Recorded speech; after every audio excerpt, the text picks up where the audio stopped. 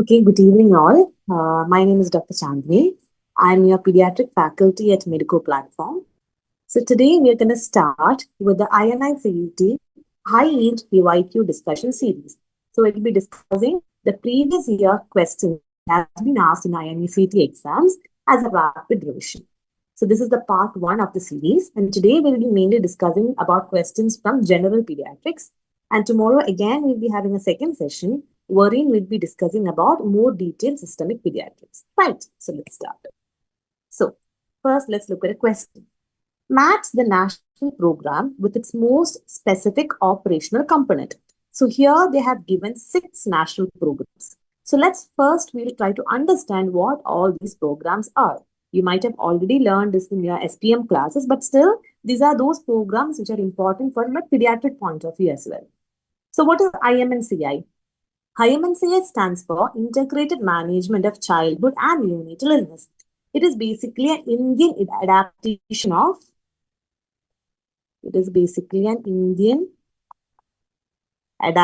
adaptation of a WHO program known as IMCI. That is, from a global point of view, they were targeting on integrated management of childhood illness, but in India, we included newborn as well as in this program.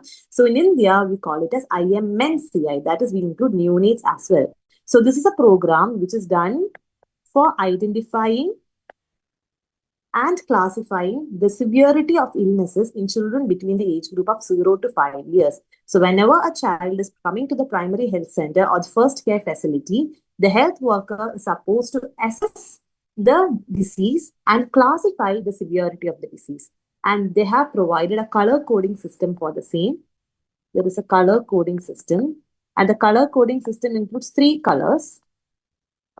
Either it can be a pink, or it could be yellow, or it could be green. So what do you mean by pink? Pink means it is a severe condition with danger signs, and such a child requires immediate referral. Right. And what if it is yellow? It means only it is moderately severe. It can be managed or treated at the facility. That is, whatever facility you are in, you can give the medicines and treat at the facilities. Green means there is no significant danger signs or it's a mild illness and you can send the child on home care medicine. So this is the IMNCI grading system or the color coding system for assessing and classifying the severity of the illness. Now, moving on to RBSK. What does RBSK stands for? RBSK stands for Rashtriya Bal Swasthya Karyakram. So what is this program? This program is meant to identify early identification and intervention of the children with some developmental problems or congenital defects. So it basically helps in identifying those children with the 4 Ds. So it is mainly aiming to identify the children with 4 Ds. What are these Ds? It could be a defect, like a congenital heart disease, a neural tube defect, a limb anomaly, or it could be a second D is if the child is having any deficiency. What could be the deficiency? It could be a micronutrient deficiency, vitamin A deficiency, vitamin D deficiency. And the third D stands for any delays. Those children who are having delay in the developmental milestones. And the fourth D stands for disease. Any children who are having any chronic disease process. So RBSK aims in identifying those children with these 4 Ds, and intervention is done early so that the outcome can be improved. And this is done for children between 0 to 18 years. Okay. Now, the third one was Mission Indradhanush. What is Mission Indradhanush? Mission Indradhanush is basically a program which has been done to increase the immunization coverage of children who might have missed the vaccines in the primary immunization series. So it helps in increasing the immunization coverage. And which all diseases are it aiming to? It is the name, as the name suggests, Indradhanush. Indradhanush, what does it mean? It means a rainbow. So it helps in increasing the coverage of the 7 vaccine preventable diseases, like the 7 colors of a rainbow. And which are the 7 vaccine preventable diseases? It includes DPT. What is DPT? It is diphtheria, pertussis, and tetanus. Then polio. Then tuberculosis. Then hepatitis B. And lastly, Haemophilus influenza B. So these are the vaccines which are included in the Mission Indradhanush. There are different types of Mission Indradhanush, intensified Mission Indradhanush, Mission Indradhanush 2.2. That is all beyond the scope of this discussion. So basically, it's a program to increase the immunization coverage of children. Now, next is HBNC, home-based newborn care. As the name suggests, it is basically what we are doing is that when the newborns are being discharged from the hospitals, we allocate ASHA workers to visit these newborns regularly and to ensure the well-being of the newborns. That is known as home-based newborn care. That is ASHA workers visiting newborns at birth, after birth. And how many visits is important? The number of visits that the ASHA worker has to make at the newborn's home is depending upon where the delivery happened. If it is a hospital delivery, that is the baby was born in a hospital, the ASHA worker should make at least 6 visits. But if it is a home delivery, that the baby was not delivered at hospital but at home, then it requires 1 extra visit, that is 7 visits. Okay, so that is the home-based newborn care. And what is ICDS? ICDS, you all might be knowing. This is basically an Anganwadi-based program to improve the nutrition and immunization coverage of under 5 children. And what is NSSK? NSSK stands for Navajata Shishu Suraksha Karyakram. And what is this? This is basically, this is not Shishu. Yeah. So it is basically, this is a program. It is not for the community. It is for training the healthcare professionals working in the labor room and in the OT. The nurses or the staffs at the labor rooms or OTs are trained about NRP. What is NRP? Newborn resuscitation protocol, and also methods to prevent hypothermia. This is being taught to the nurses. And thus, it helps in improving the newborn survival immediately after delivery. So this is something which is done at the hospital or at the institution, and wherein the training is done for the staff or the nurses, and they are trained about how to effectively resuscitate a newborn and what are the measures they have to take in order to prevent neonatal hypothermia. Okay, so once we have known the details about all these programs, let's try to answer the question. So what was the question? So what does IMNCI do? What is the specific operational component of IMNCI? It is basically the color-coded triage. Okay, what does RBSK do? RBSK mainly helps in screening for the 4D screening. That is the defects, deficiency, diseases, and delays. And what is Mission Indradhanush? It is basically catch-up immunization for those children who have missed the vaccines. HBNC, what is it? It is basically ASHA workers visiting the home of newborns in the neonatal period. ICDS is Anganwadi-based supplementary nutrition program. And NSSK is for basic neonatal resuscitation. So what is the right answer? The right answer will be A2, B1, C3, D4, E5, and F6. That is option number A. It forms the right answer. I hope it is clear. Now, moving on to the next question. A term baby. Okay, now again, it's a question from newborn. A term baby is delivered through a thick meconium stained liquor. So you have to highlight the important points. It's a term baby. So there is a meconium stained liquor. Okay, that is a risk factor. At birth, the baby is not breathing. The baby is limp. The baby is not breathing. The baby is limp, and the baby is having a heart rate of 80 per minute. So at birth, all babies should be having a good tone. They should be breathing, and the heart rate should be more than 100. So this baby is not active, not breathing, and the heart rate is less than 100. So this baby requires neonatal resuscitation. So the initial steps are providing warmth, positioning, and clearing the secretions, which has already been done. But even after that, there is no improvement in the respiratory effort, and the heart rate is still less than 80 per minute. So what do you want to do? So in order to answer this question, you need to know about the newborn or the neonatal resuscitation protocol. So this is we'll quickly go through the neonatal resuscitation protocol. So what do you do? When a baby is born, there are 3 important questions that you have to ask. What are the questions? You ask whether it is a term baby or not. Then you look at the tone of the baby, whether the baby is having a good tone or not. And lastly, whether the baby is breathing or crying. As you all know, the first cry is the first breath of the baby, right? So if the baby is satisfying all of this, it is a very good condition. You give the baby to the mother for the proper newborn care. But if the baby is not satisfying these criteria, the baby is having a poor tone, the baby is not breathing, what do? You do the initial steps. What are the initial steps? It is basically you have to Warm the baby. Hypothermia is very important. You have to prevent hypothermia. So you warm the baby, you dry the baby because the water on the surface of the baby further causes hypothermia. You stimulate the baby. You can stimulate either by flicking on the toes or by rubbing on the back. And you position the baby so that the airway is straight. And you can give a suction if needed. Okay, you may give a suction. These are the initial steps. So in this question, these initial steps has already been done. But even after that, what is the condition? The baby is still gasping or the baby is having still a heart rate of less than 100. So what do you do? That is when you go to the next step. And the next most important step is providing PPV. What is PPV? PPV is positive pressure ventilation. That is, you give bag and mask ventilation, or you can even give a PP's resuscitator can be used for giving this positive pressure ventilation. And you give PPV for 15 seconds, and after that you reassess.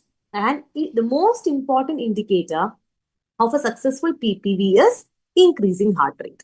So even after PPV, if the heart rate is not increasing, the heart rate is still less than 100, it means that whatever you're doing is not working. PPV is basically you are giving pressure and air with oxygen so that it can inflate the lungs. So if this is not working, it means that whatever you're doing is not able to inflate the lungs. So what do you have to do? You have to take the ventilator corrective steps. That is known as MR SOPA. We'll discuss about MR SOPA in the coming questions. These are some ventilator corrective steps that you have to take. And if it is not after MR SOPA, also the child is not improving, you intubate the child. And even after intubation, if the child's heart rate falls below 60, if the heart rate is falling below 60, it is an indication for chest compression. And even after chest compression, if the heart rate is less than 60, then is the indication for IV epinephrine. So in short, we can summarize it as if the baby is not cried at birth, not cried, or if the baby is having a heart rate of less than 100 and there is no tone, the baby is limp. The first steps is warm, dry, stimulate, position, and suction. Okay. And after that, if the baby is not improving, you give PPV. And after that, if the baby is not improving, you do the ventilator corrective steps or MR SOPA. And you may have to intubate the child. What is MR SOPA? We'll discuss in the next question. The coming questions. And even after that, the child is not improving. You may have to hope for cardiac compression. And even after cardiac compressions, the baby is not improving. That is when you give adrenaline. So this is the sequence of events which happens during a normal newborn resuscitation. So what is this baby having? This baby just finished the first step. And now what's the second step you have to do after initial steps if the baby is not improving? Should we immediately intubate the child? No. Intubation is not warranted at this point. Initiate positive pressure ventilation with a bag and mask. Yes, that is what you have to do. After the initial steps, you need to give positive pressure ventilation. Start chest compressions as 3:1 ratio. No. Chest compressions are done after PPV, after intubation. Even after that, if the heart rate is less than 60, then only you give chest compression. Adrenaline, no. Adrenaline is given as the last step. Okay, never the second step. So that is the resuscitation of a baby who was not cried at birth. The tricky part is that here it is a meconium stained baby. So some initial days or the older times, the teaching was when the baby is meconium stained, you used to aspirate the meconium directly from the trachea. But such methodologies are not at all recommended right now. What we have to do is you have to follow the neonatal resuscitation protocol, irrespective of whether the baby is having a normal liquor or a meconium stained liquor. I hope I'm clear, right? Now, moving on to next question. So here, what is the question? A preterm neonate develops progressive respiratory distress. So it's a baby. What type of baby? A premature baby. Okay, prematurity is a very important factor because the causes of respiratory distress in a premature baby is very much different from the causes of respiratory distress in a term baby. Okay, so the baby is having respiratory distress which started to develop after a few hours of birth. And a chest X-ray was taken, and what do you think is the condition? And they have given certain points and you want to identify what is the wrong statement. Okay, so what are you seeing on the X-ray? What you're seeing on the X-ray is an under-expanded lung. The lungs are not properly expanded. And characteristic feature is it is having a ground glass opacity. There is a ground glass opacity. And if you look closely, you can see this air bronchograms. You can see shadows of the bronchi going through the opacified lines. That is known as the air bronchogram. So, a preterm baby developing respiratory distress soon after birth, and then the X-ray showing underexpanded lungs, ground glass opacities, and air bronchogram, you have only one diagnosis. And what is that? The diagnosis is respiratory distress syndrome or hyaline membrane disease. And why does this happen? It happens because in premature babies, the surfactant production is not properly developed, and that is why these babies have increased surface tension and the alveolus are in a collapsed state. When the lungs are aerated, the lungs becomes black in color. So wherever there is air, there will be black color. So here you can see that the lungs is not black, the lungs is white in color. It means that the alveolus are not completely expanded. The alveoli are in the collapsed state. So it is a condition which occurs because of the surfactant deficiency, because of which there is increased surface tension and the alveoli are not able to expand. So let's see what are the options they have given. So it is associated with the deficiency of dipalmitoyl phosphatidylcholine. Yes, why? Because this dipalmitoyl phosphatidylcholine is known as lecithin. And what is this lecithin? Lecithin is the most important component of surfactant. The most important component of surfactant. And this has been previously asked in your NEET PG examination. That is, what is the most abundant phospholipid in surfactant? That is dipalmitoyl phosphatidylcholine or lecithin. So that is a right option.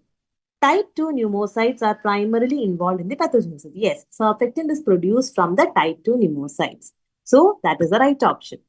Alveolar surface tension is increased, leading to collapse. So surfactant is something which reduces the surface tension. So when the surface tension is high, it leads to collapse. So surface tension is high because of surfactant deficiency, and this leads to collapse of the alveoli. That is also the right option. Lung compliance is increased, facilitating ventilation. No, whenever the alveoli are in a collapsed state, the lung compliance is decreased. The lungs are not at all compliant. The lungs are like very rigid. So the expansion of the alveoli are reduced and the ventilation is very much defective.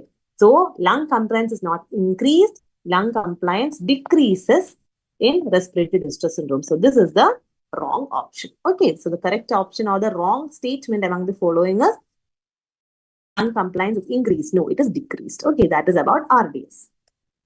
Now, next question. A term newborn is born with a poor cry. The baby did not cry after birth. It's a term baby. At 5 minutes, the Apgar score of 4. So what is Apgar score? Apgar score is a scoring system that you do in order to look at the neurological status of the baby after birth. And the Apgar scoring are usually done at 1 minute, 5 minutes, and 10 minutes. A poor Apgar means poor neurological condition. Okay. And the baby is having respiratory distress. The baby is having distress and having a Apgar score of 4. Apgar score of less than 5 indicates very poor outcome. And they did an arterial blood gas analysis and it is showing metabolic acidosis. So, which of the following is the most reliable indicator of a significant perinatal asphyxia? So, what is perinatal asphyxia? After birth, the baby should cry. Okay, the baby should cry. And the first cry is the one which causes the lungs to expand. And that causes oxygen because inside the baby's mother's body, the placenta is giving oxygen to the baby, right? But after birth, the placenta is being cut. You're cutting the umbilical cord, so the placenta is now no longer supporting the baby. The baby's lung has to function properly so that the oxygenation of the blood takes place. So the baby doesn't cry, the oxygenation will be affected, and this leads to hypoxia. And this hypoxia, it affects all the organs and it results in metabolic acidosis. It results in HIE, that is hypoxic ischemic encephalopathy, that is the oxygen supply to the brain is reduced and this causes neurological symptoms, and it can even result in multi-organ dysfunction. The liver, the kidney, the coagulatory pathway, everything will be affected. So it can lead to multi-organ dysfunction. So they are asking what is the most reliable indicator of a significant perinatal asphyxia. So in order to answer that, you need to know what is the American Academy of Pediatrics proposed diagnostic label of PNA.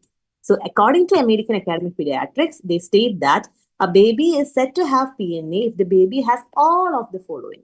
The baby should meet all of the following criteria. What are these criteria? the umbilical artery, the cord umbilical artery pH is less than 7. That is, there is metabolic acidosis with a base deficit of more than 10 milliequivalent per liter. Base deficit means there is a deficit of bicarb. So it means that there is metabolic acidosis. So cord artery pH is less than 7 and the base deficit is more than 10.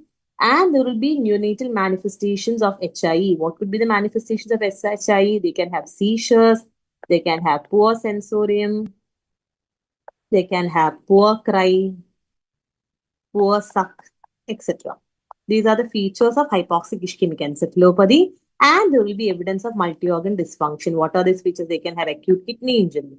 They can have LFT will be abnormal. They may have disseminated intravascular coagulation. These are some of the features of multi-organ dysfunction. Okay. So, this question they are asking, what is the most reliable indicator of significant perinatal asphyxia? So, among the options, cord pH less than 7.2, no. You have to specifically look at the arterial pH. Hypocalcemia can be seen in PNA, but it is not a significant indicator. Apgar score 4 to 7 beyond 5 minutes. It's a poor prognostic factor, but it is not a diagnostic criteria for PNA. So what is the diagnostic criteria? If the umbilical artery pH is less than 7, and you can look at the base deficit also, and the base deficit will be more than 10. Okay, that is the most important indicator of significant perinatal asphyxia, right? Next question. Which of the following statements regarding neonatal respiratory distress scoring systems are correct? So they are asking questions about Silverman-Anderson score and Downey score. So if you want to answer that, you need to know what this is Silverman and Downey score. So first we'll look at that and then we'll come back to the question. So what is a Downey score? So Downey scoring system is a scoring system which is predominantly used in order to look at the severity of respiratory distress in term babies. Okay, it includes 5 parameters, 1, 2, 3, 4, and 5. What are these parameters? First one is cyanosis. And where is the cyanosis of the lips and the mucosa? That is, what I'm trying to say is that it is central cyanosis. Okay, so if there is no cyanosis, it is given as score 0. If there is cyanosis in room air, it is score 1. And if there is cyanosis even with an oxygen supply of more than 40%, if the child is on FiO2 of 40% and still the child is having cyanosis, it is score 2. Second is retraction. You look at the intercostal, subcostal, and the suprasternal retraction. Score 0 if there is no retraction. Score 1 if there is mild retraction. And score 2 if there is severe retraction. Expiratory grunt, score 0 if there is none. Score 1 audible with stethoscope, and score 2 if it is audible even without a stethoscope. Then air entry is normal. If it is normal, it is score 0. If it is reduced, score 1. If it is barely audible, you give score 2. And the last is respiratory rate. You look at the respiratory rate. If it is less than 60 per minute, it is score 0. If it is 60 to 80 per minute, it is score 1. And if it is more than 80 per minute, or if the child is apneic, you give a score of 2. So that is the Downey scoring system. Okay. Now let's look at the Silverman-Anderson scoring system. Silverman-Anderson scoring system, again, it is 0, 1, and 2. And what are the things you look at? You look at the retractions. The retractions, you look at the upper chest retractions and the lower chest retractions. Then you look at the xiphoid retractions. Then you look at the dilatation of the nares. What is nares? The alveoli AC. And again, you look at the expiratory grunt. Okay. So you can remember it as X lung. That is a mnemonic that I used to learn. X stands for xiphoid. L stands for lower chest. U stands for upper chest. N for nares. And G for grunting. So that is X lung. That is a easy mnemonic that you can remember. Okay. So that is about Silverman-Anderson scoring and Downey scoring. And how is the scoring system? Both of the scoring system is graded as, if the score is between 0 to 3, it means that there is only mild distress. If the score is from 4 to 6, it means that there is moderate distress. And if the score is 7 or more, it means that there is severe respiratory distress, or the child is in respiratory failure. The child is in impending respiratory failure and may require elective intubation and ventilation. Okay. So the scoring system is similar for both Silverman and Downey scoring system. Okay. Now with this in mind, let's go and see the question again. So they are saying that which of the following statements regarding neonatal respiratory distress scoring systems are correct? Silverman-Anderson score assesses work of breathing using chest movement and retraction. Yes, it uses the upper chest, lower chest movements as well as retractions are being used. Downey score includes cyanosis and air entry. Yes, Downey score includes both cyanosis and also it look at the air entry. Higher Silverman-Anderson score indicates more severe respiratory distress. Yes, that is also true. Downey score includes respiratory rate as a parameter. That is also true. So the right option is every statement. All the statements are correct. So it is 1, 2, 3, and 4. All statements are correct. Now, moving on to the next question. Continuous kangaroo mother care can be used as an effective alternative to incubator care for clinically stable low birth weight neonates, including in resource-limited settings. So they're telling about kangaroo mother care. So kangaroo mother care is basically a method of providing thermoregulation to babies who are born with low birth weight, wherein the babies are kept onto the mother's chest so that there is a skin-to-skin contact between the mother and the baby. And yes, it can be used as an effective alternative to incubator care for stable low birth weight babies. Okay, for stable babies, it's as good as an incubator. The mother's body provides warmth to the baby. So what is the reason they are saying? KMC provides passive external warming independent of maternal physiological thermoregulation. Is that true? No, it is not true. Because KMC, it works via maternal thermoregulation. It is not independent of thermoregulation. It's a mother's thermal threshold or the thermal regulation which is providing warmth to the baby. So the assertion is correct. Yes, KMC can be used as good as an incubator for clinically stable babies, but it is not independent of maternal physiological thermoregulation. It depends on maternal thermoregulation. Okay, so the right option is A is true, but R is false. So that is option number C is the right answer.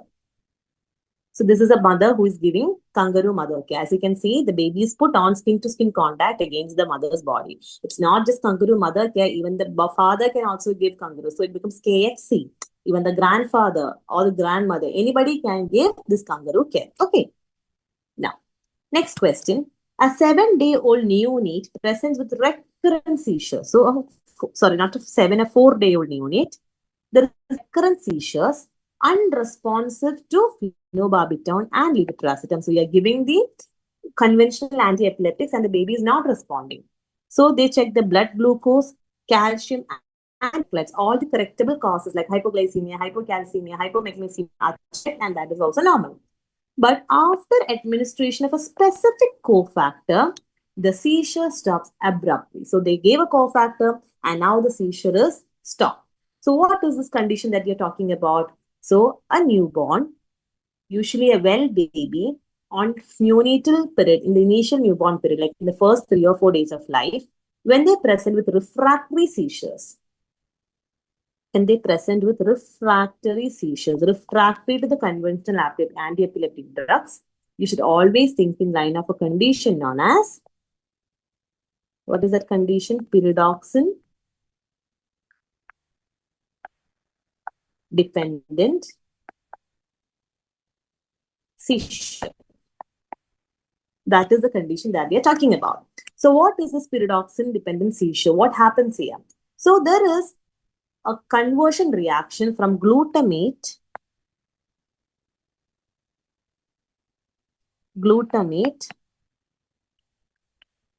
to GABA.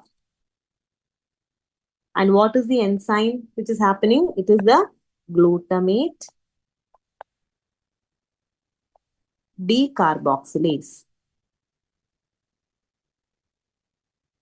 That is the enzyme that we are using. And it thus forms GABA. And what is the importance of GABA? GABA is an inhibitory neurotransmitter. That is, it decreases neuronal excitation. And this conversion of glutamate to GABA requires a very important cofactor, that is vitamin B6 or pyridoxine. It acts as a cofactor for this reaction. So what happens when there is pyridoxine is not there? This conversion of glutamate to GABA doesn't happen. So the levels of GABA in the blood decreases, or the GABA levels in the brain decreases. So what happens? There is increased excitability. So it is an inhibitory neurotransmitter. So when the levels of inhibitory neurotransmitter decreases, the neuronal excitability increases. in seizures. Okay, so what happens when you give GABA or when you give pyridoxine? When you give pyridoxine, it restores the levels of this inhibitory neurotransmitters by activating the enzyme glutamate decarboxylase and thus helps in aborting the seizure. I hope I'm clear. So, what is the mechanism of this cofactor they are mentioning? What the cofactor they are saying is vitamin B6 or pyridoxine. And what does it do? It helps in restoration of the inhibitor neurotransmitter synthesis by enhancing the functioning of the enzyme glutamate decarboxylase. So that is the right answer. Option number A forms the right answer for this question. Okay. Now, moving on to the next question. Which of the following is true about breast milk jaundice? So what is breast milk jaundice? Let's think about that. Okay. So breast milk jaundice is basically a type of jaundice which occurs very late. Usually jaundice, you screen for jaundice in the first 2 or 3 days, right? But breast milk jaundice is a type of jaundice which happens after the first 2 weeks. It develops after the first 2 weeks. And usually the serum bilirubin will be around more than 10 milligram per deciliter. Why does this happen? It happens because of a substance which is present in the breast milk known as, breast milk contains a substance known as beta-glucuronidase. Beta-glucuronidase. And what does this beta-glucuronidase enzyme do? It converts conjugated bilirubin into unconjugated fraction. Into unconjugated bilirubin. And where does this happen? This happens in the intestine. And this unconjugated bilirubin enters into the enterohepatic circulation and reaches the blood, causing unconjugated hyperbilirubinemia. So it is basically the jaundice is because of a substance which is contained in the breast milk. But the two important points that you have to note here is this is a transient condition. It usually goes away on its own. So there is no indication to stop breastfeeding. Even if the jaundice is caused because of breast milk, there is no need to stop breastfeeding. You can continue breast milk because it is not something which is going to be prolonged. It is not something which can cause any further harm to the baby. So you can continue breastfeeding and usually the child could be monitored and it usually settles in 1 or 2 weeks. Okay, so that is about breast milk jaundice. Now let's see the questions. Which of the following is true? They are asking the true statement. Breastfeeding should be continued. No, should not be continued. No, breastfeeding should be continued. So that is a wrong option. Most children require phototherapy. No. At 2 or 3 weeks of life, a bilirubin level of 10, it always comes below the phototherapy line. So these children never require phototherapy. Exclusive breastfeeding with total bilirubin more than 10 milligram per deciliter after 3 to 4 weeks of birth. That is the right option. That is the how this breast milk jaundice presents. It is a conjugated hyperbilirubinemia. No, it is an unconjugated hyperbilirubinemia. So the option which is true is option number C. Okay. Now, next question. A 4-day-old neonate is being breastfed. Which of the following features indicate proper latch or proper attachment? So this is a very favorite question. Okay, what are the signs of good attachment? So what are the signs of good attachment? Let's quickly go through this. So of this question, this is good attachment and this is poor attachment. So how does a good attachment look like? The baby's mouth should be wide open and it should be covering the nipple as well as the entire areola should go inside the baby's mouth. So more areola is visible above the baby's mouth than below it. That is, the entire areola should go in, and if at all the areola is visible, some amount of areola can be seen above the baby's mouth, but no areola below the baby's mouth should be visible. And second, the baby's mouth should be wide open. Baby's lower lip is turned outwards. The baby's lower lip will be everted or turned outwards. And the baby's chin should be touching the breast. As you can see here, the baby's chin is touching the breast. So these are the signs of good attachment. Here, what you're seeing, there is more areola is seen below. That is not a good sign. Baby's mouth is not wide open. That is also not a good sign. And second is, baby's outer lip is not everted. And finally, there is a gap between the chin and the breast. That should also not be there. So these are the important features of good attachment. That is, more areola is visible above than below. Baby's mouth is wide open, lower lip is turned outwards, and the baby's chin should be touching the breast. Okay, these are the signs of good attachment. Now let's see the question. The cheeks are full and rounded during suckling. More areola is visible above the lip than below. That is right. Chin touches the mother's breast. That is right. Lower lip is everted. That is right. So option number A, 1, 2, 3, and 4 form signs of good attachment. Okay. Next question. Sorry. A device shown is being used for positive pressure ventilation. What is this device? This is the classical bag and mask used for giving positive pressure ventilation in a newborn. Despite adequate technique, the chest is not rising. Okay. So that is what we talked about, the ventilation corrective steps. So when you are giving bag and mask ventilation for giving positive pressure ventilation, what are you trying to do? You're trying to expand the lungs. And when they expand, lungs expand, what you can see, the chest will rise. With each accentuation you give, the chest will rise, right? So what if you are giving this bag and mask ventilation, but the chest is not rising? It means that there is some problem in your technique. So that air is not entering the lungs. So if a scenario like that comes, you have to take up the ventilation corrective steps, which is commonly abbreviated as MR-SOPA. So what is this MR-SOPA? MR-SOPA is an abbreviated term for the steps that you have to take when PPD is not functioning properly. So what is the first MR? M is for mask adjustment. Sometimes the mask is not properly sealed, so that there will be leak of air from the sides of the mask. The first is mask readjustment. Second is reposition of the head and neck. Sometimes what happens is that the neck will be flexed, so that there will be obstruction here. That is why the air that we are giving here is not reaching the lungs. So you keep the babies in the proper sniffing position. This is not the sniffing position, so that the airway is straight. That is the nose, the throat, and the lungs comes in the straight line. That is not the sniffing position. So that is, you keep the reposition the head and neck. And what is S? Sometimes there could be some secretions in the mouth which is obstructing. So you can give a gentle suction. Second is, you open the mouth. If the air is entering only through the nose, it might not be very effective. So you try to open the mouth aspect. Second is, you can increase the pressure. You can increase the pressure with which you are squeezing. That may help. And if all these fail, you go for A, alternative airway, that is endotracheal intubation. So MR-SOPA is the ventilation corrective step. M is for mask. R is for repositioning the head and the neck. S is for suctioning. O is for opening the mouth. P is for pressure increase. And last one, A, is for alternative airway, that is endotracheal intubation. So here there is a child who is not having good chest rise. So what do you do? Oxygen concentration? No, that doesn't come under the ventilation corrective step. Reposition, keep new sniffing position? Yes. Start chest compression? No. Administer adrenaline? No. If the chest is not rising, you have to go for the ventilation corrective steps. And only after correcting the ventilation, then after that only, with effective chest rise, you're giving PPV.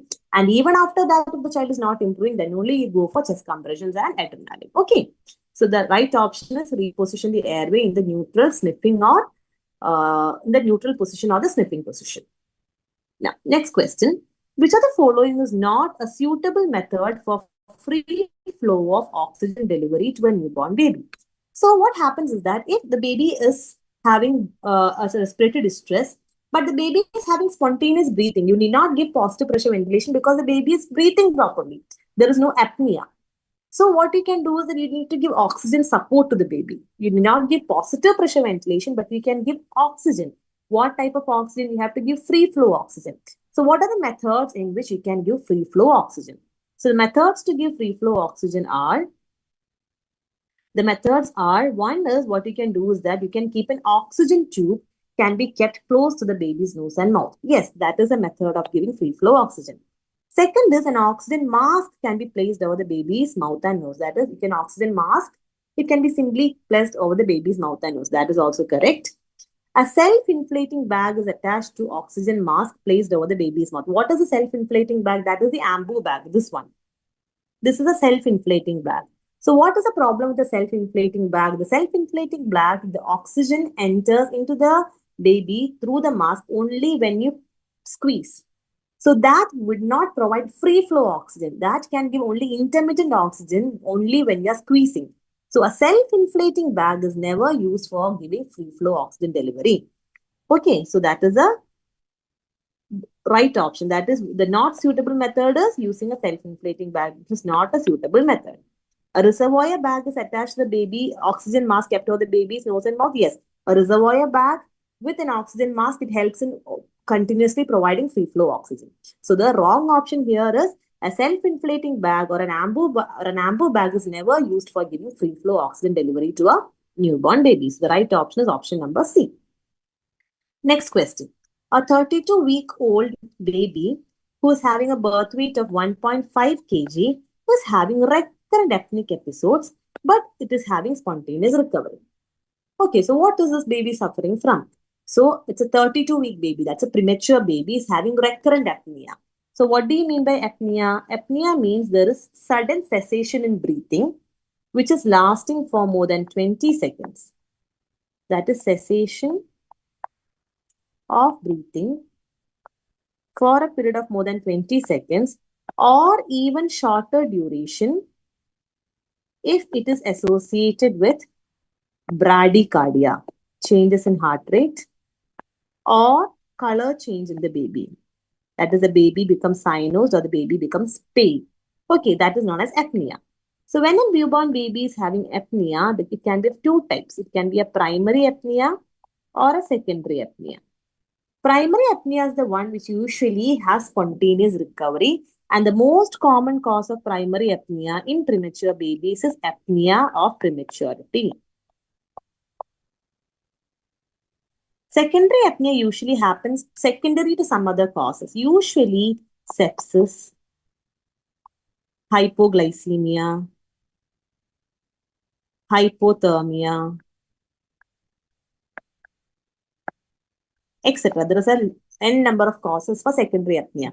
But usually, when it is a secondary apnea, the child will not show spontaneous recovery. The child may often require a bag and mask ventilation.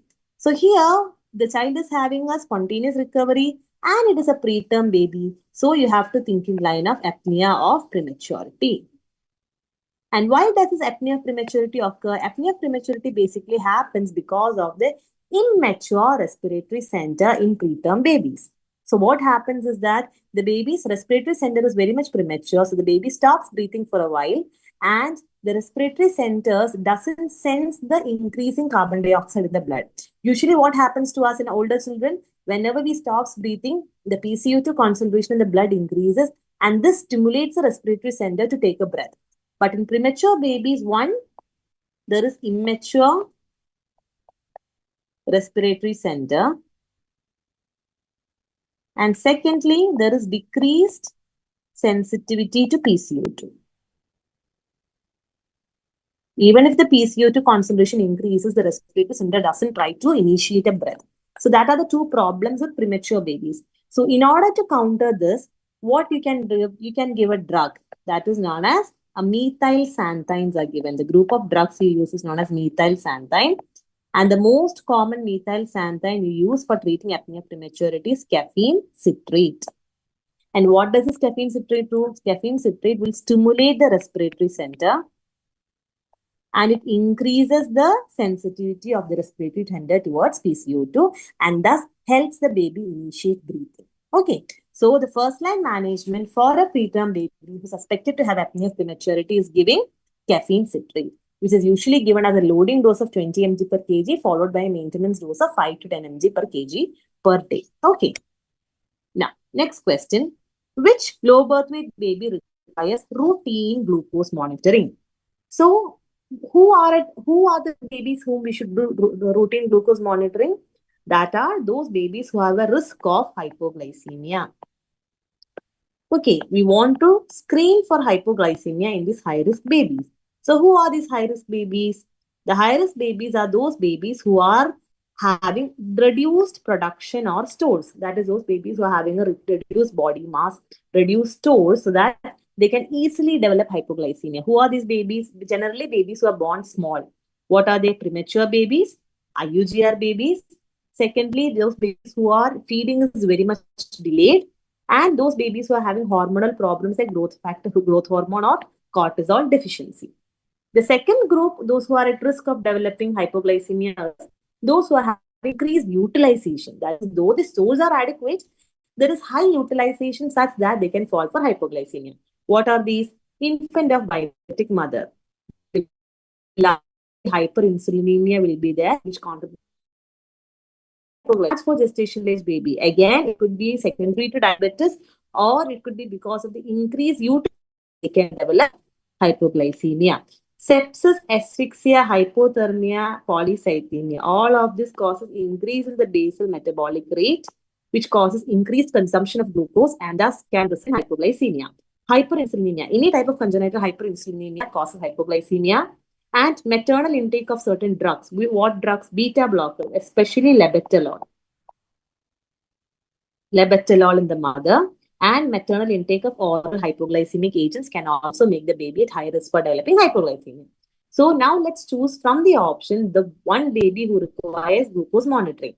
A term age baby, does he require glucose monitoring? No, need not. A preterm baby with a birth weight of 1 kg, yes, definitely this baby requires regular glucose monitoring. Postterm baby, no. 3 kg healthy neonate, no. There is no need for regular glucose monitoring. Okay. Next question. A 32-week preterm neonate is weighing 1.4 kg. Okay. The preterm baby, birth weight is less 1.4, is doing well initially. But on day 3 of life, develops recurrent apnea. On day 3, there is recurrent apnea. But this apnea is associated with other components, lethargy, poor feeding, and temperature instability. On examination, the baby is hypotonic and there is feature of poor perfusion. What is that? Delayed capillary refill. So even if this baby is a preterm baby and apnea, we cannot call it as apnea of prematurity. Why? Because this child is having other features of instability. There is poor feeding, lethargy, temperature instability, poor perfusion. So what are you thinking? All these features mentioned here are classical of neonatal sepsis. So what are the clinical features of neonatal sepsis? You can have non-specific symptoms and specific features. Non-specific features are temperature instability, very important. That is, newborns, when they have sepsis, they may not present with fever. They may present with hypothermia. So temperature instability is important. Lethargy, very important feature. Lethargy, that is poor cry and poor suck. Poor perfusion characterized by a delayed capillary refill. And hypotonia. These 4 features are very classical of neonatal sepsis. And other features, they can have bradycardia, tachycardia, respiratory distress, recurrent apnea, gasping. They can have hypo or hyperglycemia and metabolic acidosis. These are the general symptoms. If present in a baby, you should think in line of neonatal sepsis. And they can have specific symptoms. For example, if the sepsis is in the central nervous system, that is, it is meningitis, they can present bulging anterior fontanelle and seizures. If the sepsis is infecting the heart, it can cause cardiovascular shock. If it is affecting the GIT, they can present feed intolerance. They can show hepatomegaly, cholestasis, and in the skin, they may show pustules, abscess, sclerema, and mottling. So this non-specific features, everything is present in this baby. So you are thinking in line of neonatal sepsis, and what you want to do? You immediately have to start the child on first-line antibiotics after performing a sepsis screen. Okay, so any preterm baby who's sick-looking, lethargic, poor perfusion, having recurrent apnea, thinking line of neonatal sepsis, and the first step is to start empirical antibiotics. Okay, so you have to start the child on empirical IV antibiotics. Okay, next question. Again, a preterm neonate who is 32 weeks old with initial respiratory distress. Baby had respiratory distress and was on CPAP, maybe it was RDS, and the baby was improving.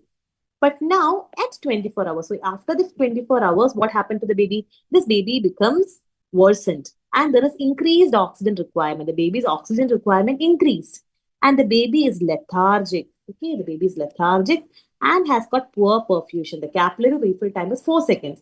So a baby who was initially stable now is showing lethargy, poor perfusion, and the distress has increased and there is increased oxygen requirement. So what did they do? They did a laboratory evaluation and it showed 2 parameters. What is that? Total leukocyte count is 4,000 and IT ratio is 0.25. Now, what is this? What are they talking about? We are talking about the sepsis screen. So, whenever you are suspecting a child to have sepsis, what is the gold standard investigation? It is always blood culture. But the blood culture takes time. It takes around 48 to 72 hours for you to get the report. So you can't wait till then. So if you're having a child with suspected sepsis, you can immediately do a sepsis screen. What are the components of sepsis screen? It includes 4 components. What are this component? Absolute neutrophil count. What is absolute neutrophil count? We look at the total leukocyte count and the ANC. The basic concept is that when in newborns a sepsis occur, they usually present with leukopenia. The counts fall rather than increasing. In older children, what you expect, there will be leukocytosis whenever there is an infection. But in newborns, they show leukopenia. The total leukocyte count will be less than 5,000. And very importantly, the neutrophil fraction will be less. The neutrophil fraction will be less than 1,800. And the total count will be less than 5,000. What is the second component? They look at the fraction known as immature to total neutrophil count. Whenever there is sepsis, the immature fraction of neutrophils increases. So the IT ratio or the immature to total neutrophil count will be more than 0.2. Then the third component is micro ESR, which will be more than 15 milliliter in the first hour. What will happen to the CRP of more than 1? So a decreased absolute leukocyte count of less than 5,000, IT ratio more than 0.2, micro ESR more than 50, CRP more than 1 forms components of the sepsis screen. And if 2 is positive, you take it as a positive sepsis screen and you start the child on antibiotics. So what about this child? This child are having features of sepsis and the that is, it is less than 5,000. It is positive. IT ratio is 5.2.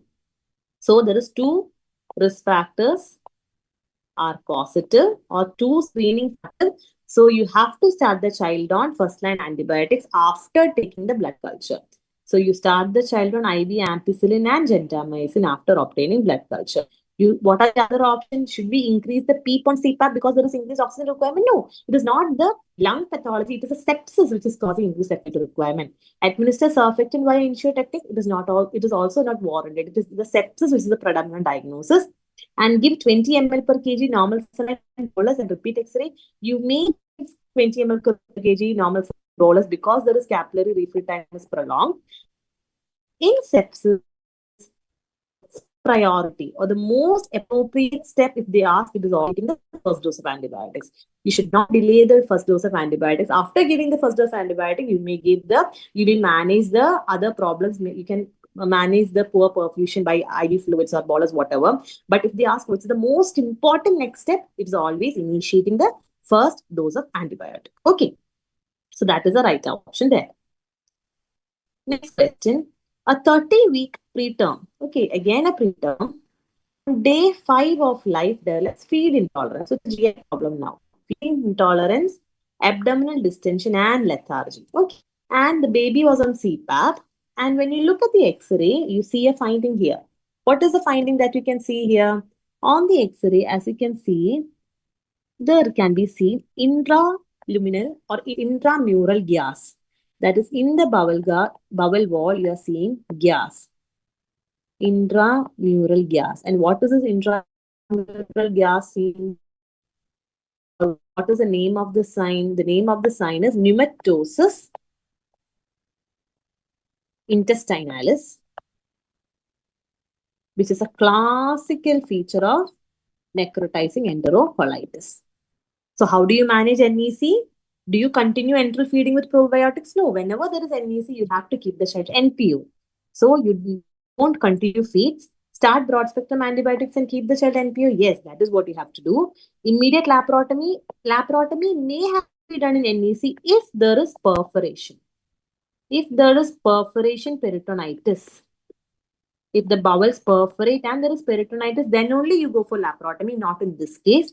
Switch to hydrolyzed formula feeds? No. So here, since there is no perforation, it's just pneumatosis intestinalis, you have to just start on broad spectrum antibiotics and keep the child NPO.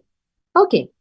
So what are the radiological signs? In stage 1 NEC, you get normal or mild intestinal dilatation. In stage 2A, you get pneumatosis intestinalis. In stage 2B, you get portal venous gas. In stage 3A, you get peritonitis or ascites, and in stage 3B, you get pneumoperitoneum. It is that condition where you go for emergency laparotomy. Okay, next question. A 28-week preterm neonate, initially stable on minimal respiratory support, now has increasing oxygen requirement on day 4. So it's a very preterm baby, 28-week baby. Initially was stable and now is having increasing oxygen requirement. But the classical feature is their baby is having bounding pulses and widened pulse pressure. So there is bounding pulse and widened pulse pressure. So what are the key points? Preterm, on day 4, there is increased FiO2 requirement and you are getting features of increased pulse pressure or a high volume pulse. What is the classical condition? What you have to think about? You are thinking about opening of PDA. The PDA gets opened up again. In premature babies, this ductus arteriosus might not close properly, and there can be a left to right shunting through this PDA, which typically happens on 3rd or 4th day of life, and this results in this increased oxygen requirement and distress. So what happens? PDA is basically something which connects the aorta and the pulmonary artery. So for example, this is the aorta and this is the pulmonary artery. So PDA is connecting the aorta and the pulmonary artery. So aorta is a high pressure system and pulmonary artery is a low pressure system. What happens? The blood flows from the aorta to the pulmonary artery. So it is a left to right shunt. And this increased blood flow through the pulmonary artery ultimately reaches the lungs. So what happens? There is increased pulmonary blood flow, or there is congestion of the lungs because of the increased blood flow, and that is the one which is causing the increased FiO2 requirement. Okay, so when a baby, preterm baby on day 4 with bounding pulse and high volume pulse, you always think about PDA. So what is PDA? It's a left to right shunting causing pulmonary over circulation. What are the other options? Is it increased pulmonary vascular resistance? No, it is basically increased pulmonary blood flow, not vascular resistance. Surfactant deficiency recurrence? No, never surfactant deficiency recurs. It usually happens in the first 24 hours, never after that. Persistent fetal circulation? No, it is not persistent fetal circulation. It's just that one part of the fetal circulation, that is PA, is not getting closed completely. So the right option is option number B. Next question. Identify the correct statement about an infant with a birth weight of 4.8 kg. So this is about a normal newborn. So what is the weight gain of 300 grams till 3 months? What is that? Is it right? No. A normal newborn baby gains a weight of 30 grams per day in the first 3 months. So just think about it. If it's 30 grams per day, in 10 days itself, the weight gain will be 300 grams. So a weight gain of 300 grams till 3 months is the wrong option. The baby increase in length is 25 centimeters in a year. That is right, because at birth, the length of the baby is 50 centimeter, and by 1 year, it becomes 75 centimeter. So what is the gain in length? It is 25 centimeters. So that is right option. Anterior fontanelle closed by 6 months. No, anterior fontanelle closed by 12 to 18 months.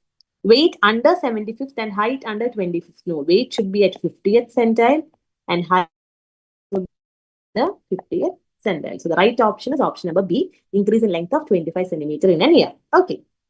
Next question. A 38-week gestational age male infant is born via cesarean section. So let's look at the key points. It is a 38-week. That is, it is a term. It's not a preterm anymore. It's a male infant born via elective cesarean. Okay, so the patient has never gone through labor. There is cow labor. And at 2 hours of life, the baby develops tachypnea. The rate is around 84, but the retraction is very mild. And the oxygen is also not that much affected. It is just 93%. And what do you see in this X-ray? You are seeing lung fields. Hyperinflated lung fields with increased Bronchosvascular marking. So what is happening? A term baby, male, elective cesarean without labor, tachypnea, which is not that severe, and the oxygen saturation is near normal. What you think of? You think of a condition known as TTN, transient tachypnea of newborn. So what is happening here? So as you know, when the baby is inside the mother's womb, the lungs are not expanded. The lungs are filled with water. Okay. And when the baby is born, the baby cries. So what happens? All this water from the baby is drained out through what? Through epithelial sodium channels, and the lungs becomes completely filled with air and no more water is there. Or fluid from the lungs is completely drained out. And this usually happens when the baby go through a normal labor. When this baby is cut short of labor, there is no labor and direct there is cesarean section, this drainage of fluid or the clearance of the lung fluid through the epithelial sodium channels won't be taking place. So what happens? Some amount of fluid will be remaining inside the lungs, and that makes the baby tachypneic. But it is a transient phenomenon. After birth, slowly this fluid gets cleared and the baby will have a normal breathing pattern. Usually within 48 to 72 hours, this will settle. And this condition is known as TTN. It usually happens in term babies, more common in male babies, those babies who are born through elective CS without labor. Okay. So what is the primary underlying mechanism responsible for this infant's current clinical state? It is delayed clearance of fetal lung fluid via the epithelial sodium channels. That is the right option. Now let's quickly look at the other options. Qualitative deficiency of phosphatidylcholine in type 2 pneumocytes. What is that? It is a pathophysiology of respiratory distress syndrome, which is usually seen in preterm babies and not in a term baby. Increased pulmonary vascular resistance leading to right to left shunting. It is a feature of persistent pulmonary hypertension of PPHN, not of TTN. Acute inflammatory response due to aspirated squamous debris. It is the pathophysiology behind mechonym aspiration syndrome. So the pathophysiology of TTN is decreased clearance of fetal lung fluid via the epithelial sodium channels. Okay, I hope that is clear.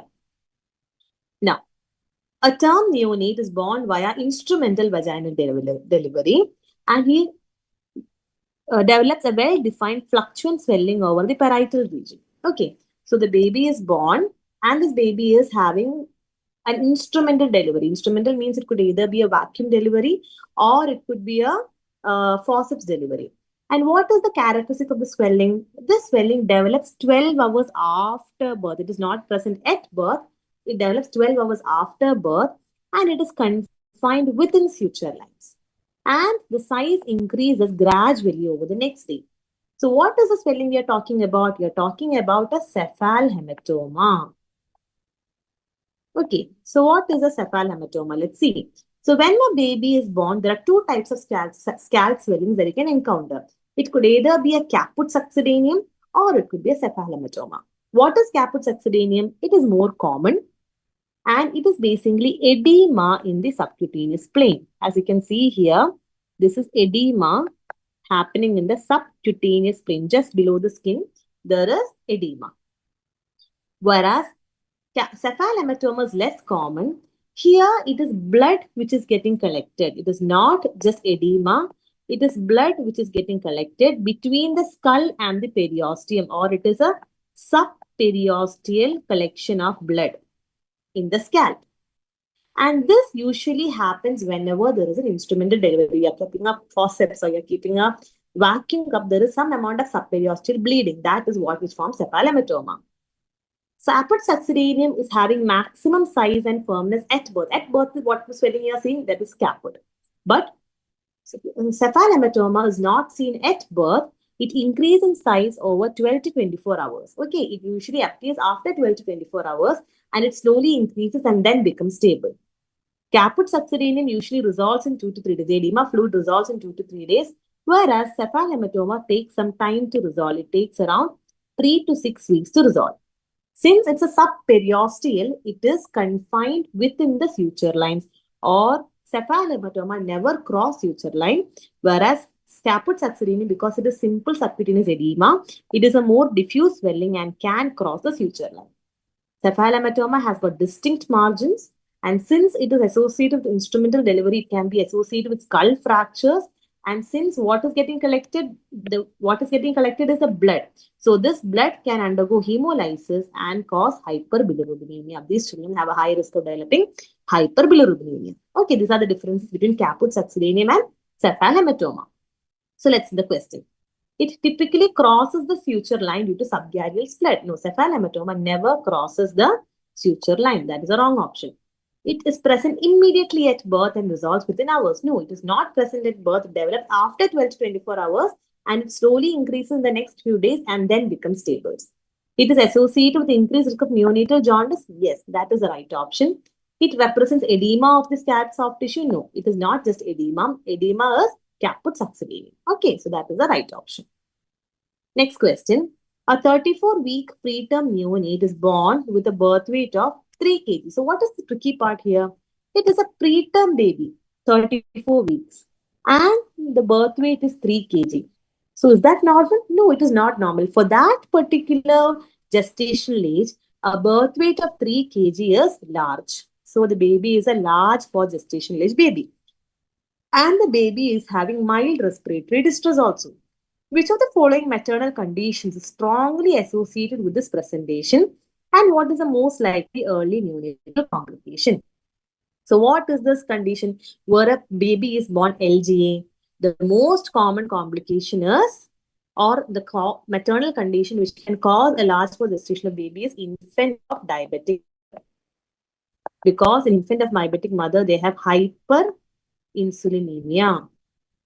Because mothers are having insulin resistance, they have hyperinsulinemia, and this hyperinsulinemia gets transferred towards the baby through the placenta, and this results in macrosomia. Insulin, as you all know, is a anabolic hormone, so it causes growth of tissues, macrosomia, resulting in LGA. Also, hyperinsulinemia results in hypoglycemia in the newborn baby. So what is the condition? It is a associated condition is maternal diabetes mellitus, and the early complication that the baby can develop is hypoglycemia. Right. Next question. A 3-week neonate presents with ambiguous genitalia. Okay, so we are done with the newborn. Now we are moving on to a different part of newborn discussion, that is ambiguous genitalia in newborn. So it's a 3-week newborn with sodium of 127, potassium is 6, and BP is 50/22. So what are you saying? You're saying ambiguous genitalia with decreased sodium, high potassium, and reduced BP. So what is the condition you're talking about? You're talking about a condition known as congenital hyperplasia. And which enzyme is deficient? The enzyme which is deficient here is 21-hydroxy. Now they are asking about the management. So if you want to know about the management, you need to know about the pathophysiology. So what is this? This is the cholesterol biosynthetic pathway. That is the adrenal hormones. What are the adrenal hormones? You have the aldosterone, you have the cortisol, and the adrenal androgen, which is testosterone in males and estrogen in females. These are formed from the precursor of cholesterol. So if any enzyme in this pathway is not working, it results in a condition known as CAH. So the most common type of CAH is because of 21-hydroxylase deficiency.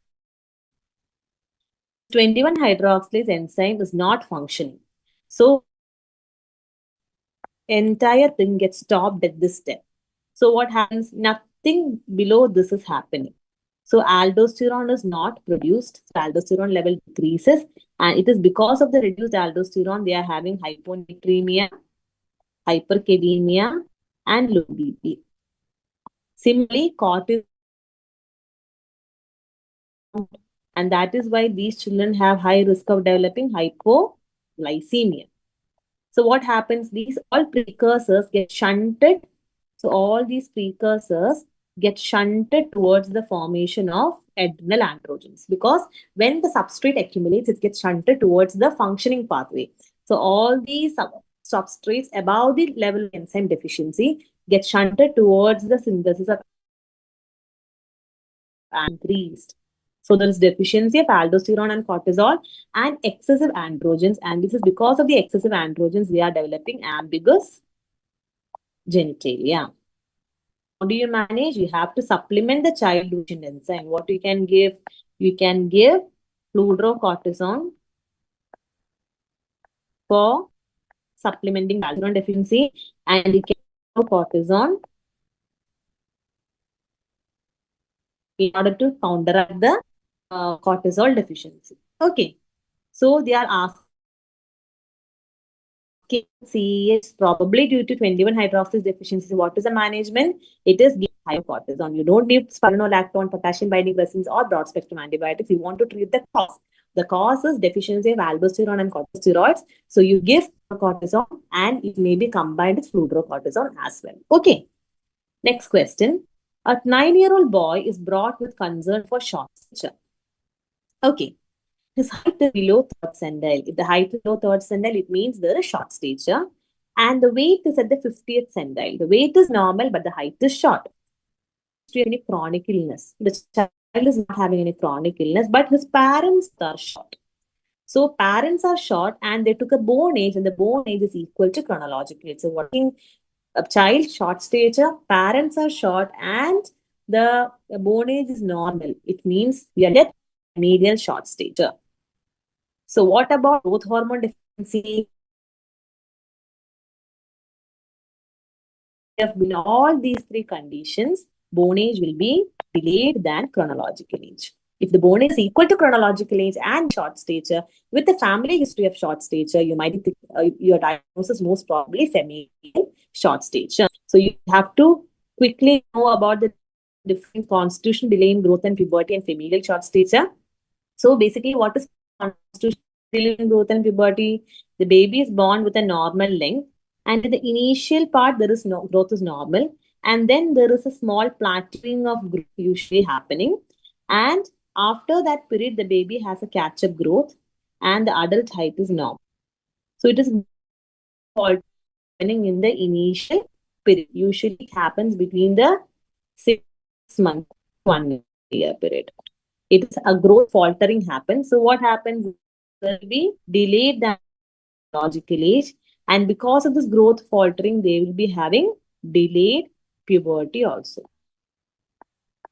So in constitutional delay of growth and puberty, we having the bone age will be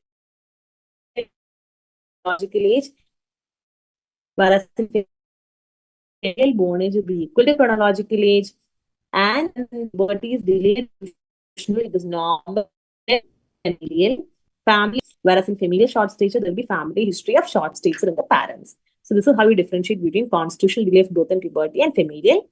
So in this question, since bone age is equal to chronological age, the right option is familial short stature. Next question. A 4-year-old child is able to hop on one foot, draws a scrawl, identify a color, and narrate simple stories with a sequence of events. Which of the following milestone represents the most advanced level of neurodevelopment? So a 4-year-old is able to hop on one foot. That is a normal motor milestone at 4 years. Drawing a cross, it also happens at 4 years. Identifying colors also happens at 4 years. But narration of simple stories happens by only 5 years. So which is the most advanced neurodevelopment? It is the ability of the child to narrate a story is considered most advanced neurodevelopment. Okay. Next question. A 3-year-old child is having lack of poor eye contact, lack of joint attention. What is joint attention? If the child sees anything interesting, the child doesn't draw the attention of the caregivers. For example, the child is seeing a cat. If the normal child, what will the child? The child will try to bring the attention of the mother cat. Right? Lack of attention. Echolalia. Echolalia is repeating whatever that is being said. That is known as echolalia. And repetitive behavior. Repetitive behavior is constantly they're doing the same activity, like flapping hands, arranging toys in a line, or keep on putting things in the box and out of the box. That is called as repetitive behavior. All these are characteristic of what spectrum of disease? Or characteristic of autistic spectrum disorder. And the two deficits in autistic spectrum disorder, the two core deficit is one is social communication and interaction, And the second one,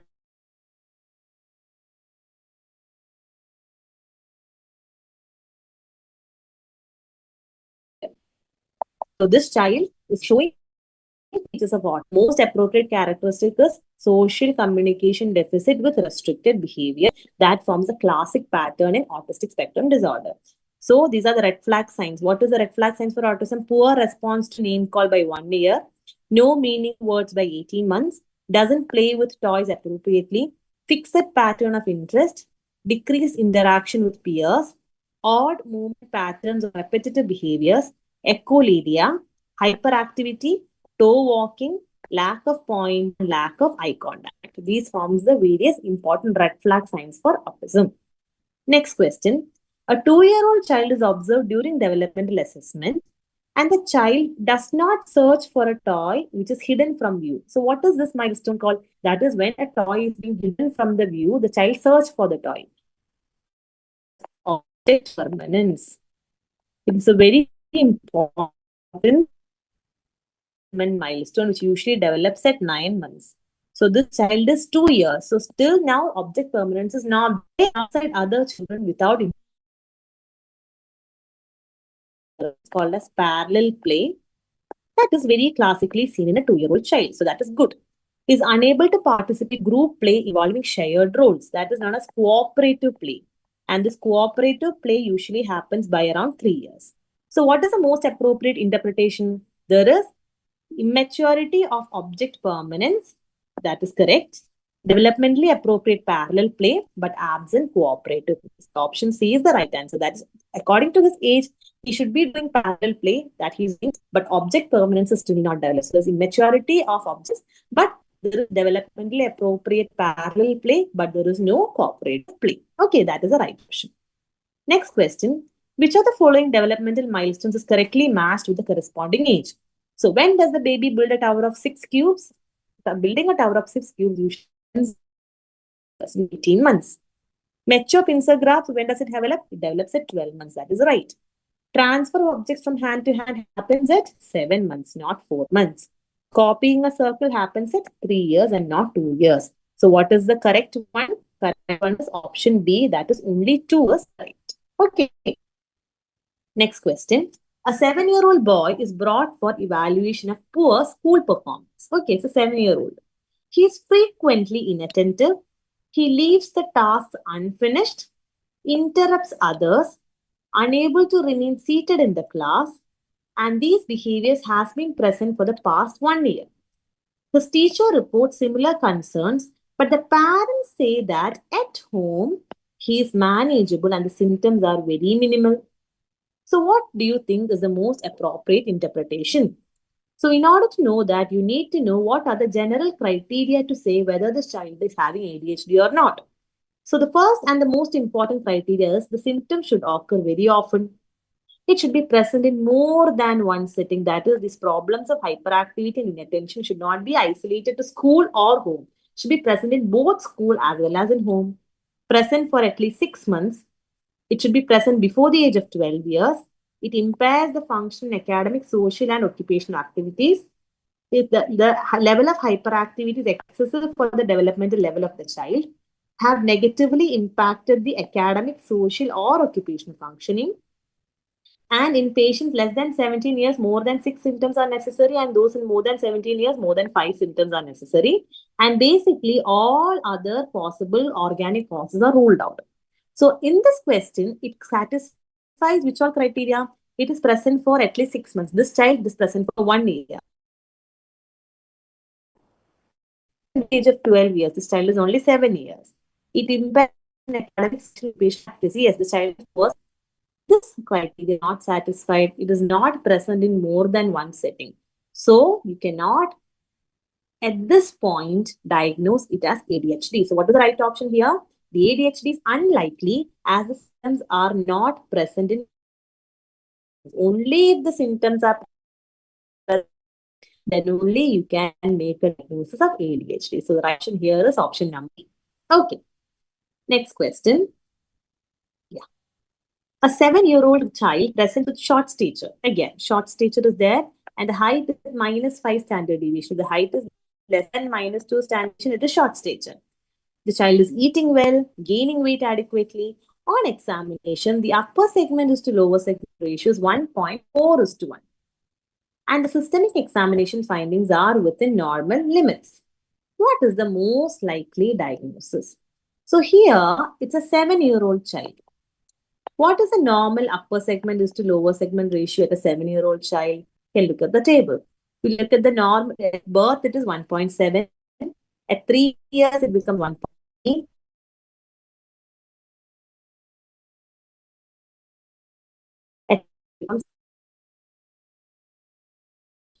What is the upper segment ratio here?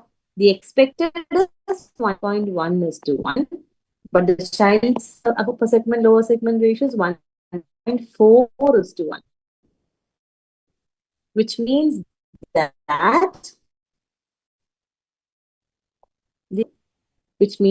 the lower segment is getting short lower limbs. So which among the condition will be presenting with short lower limbs? Spondyloepiphyseal is basically a disease of the spine. You get short upper segment, not short lower segment. Achondroplasia is a condition where you get short lower limbs, and which causes, when the denominator decreases, the ratio increases, right? So when the lower segment length decreases, the ratio becomes more. So this condition, since the ratio is more than expected, we are dealing with a short leg dwarfism, and the right option is achondroplasia. What about growth hormone deficiency and severe acute malnutrition? Both of conditions, the upper segment, lower segment normal, or in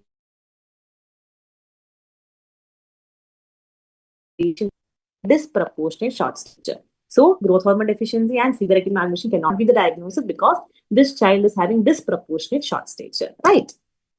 Next question. A 7-year-old child is brought to decline. A 7-year-old progressive decline, behavioral changes, and intermittent involuntary jerks. Okay, so there is no history of fever or any acute illness. Neurological examination shows subtle cognitive impairment without focal deficits. And the EEG shown here, the EEG is the highlight in this question. What are you seeing in this EEG? As you can see here, you can see complexes, and these complexes are periodic. These complexes are periodic, happening in every 4 to 16 seconds. It's periodically occurring every. So when you are seeing periodic complexes occurring in every EEG, be the thing you should be having in your the diagnosis is SSP, subacute sclerosing panencephalitis, usually a sequelae to measles infection. It's a measles infection, subacute sclerotic panencephalitis. And what is the classical triad you see here? Classical triad of symptoms happening are the symptoms that cognitive decline,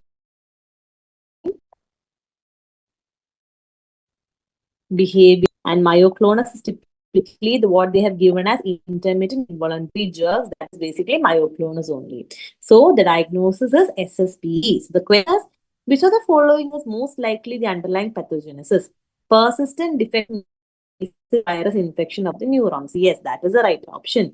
Okay, so when you get periodic complexes in every 4 to 10 seconds, you should be thinking in line of SSP. And how do you diagnose? The diagnosis is done by CSF study, where you look for measles antibody. And this is a very fatal disease, and death is inevitable. Okay, so that is about SSP. Now, next question. Community health worker screens a 2-year-old child during a village outreach visit using a color-coded measuring tape placed at the mid-upper arm. Reading is shown. What is an interpretation? What is the tape they are using? The name of the tape is known as Shakir's tape. And this Shakti tape is basically something which the healthcare workers use in the periphery to screen for children who are having severe acute malnutrition. How does this work? Wrap the state on the mid-up pointer is coming. If it is coming in the red zone, that is the mid-upper arm circumference is less than 11.5 centimeter. And if it is falling between 11.5 to 12 zone, 11.5 to 12.5, the yellow zone, which means it is moderate acute malnutrition. And if it is falling in the green zone, 12.5 centimeter, you can take it as normal. There is no acute malnutrition. This is how you read a statement is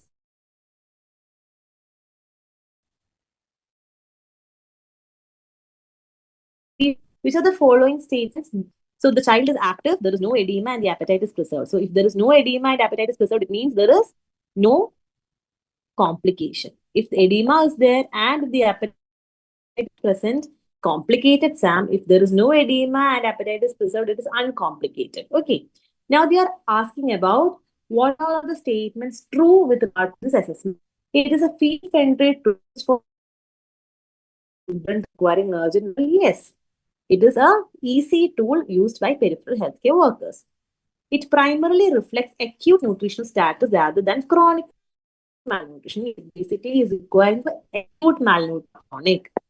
The classification is independent of the age and height of the child. Yes. Mid-upper arm circumference, as you all know, is the age-independent anthropometric criteria. So this classification is independent on the age and height of the child. And the finding in this case mandates immediate inpatient management? No. If it was falling in the red zone, that is, if it was SAM, then you would have made the child IP. But since it is coming only in the yellow zone, IP non-agent. So what are the true statements? It is statement number 1, 2, and 3. This forms the right option. Okay. Next question.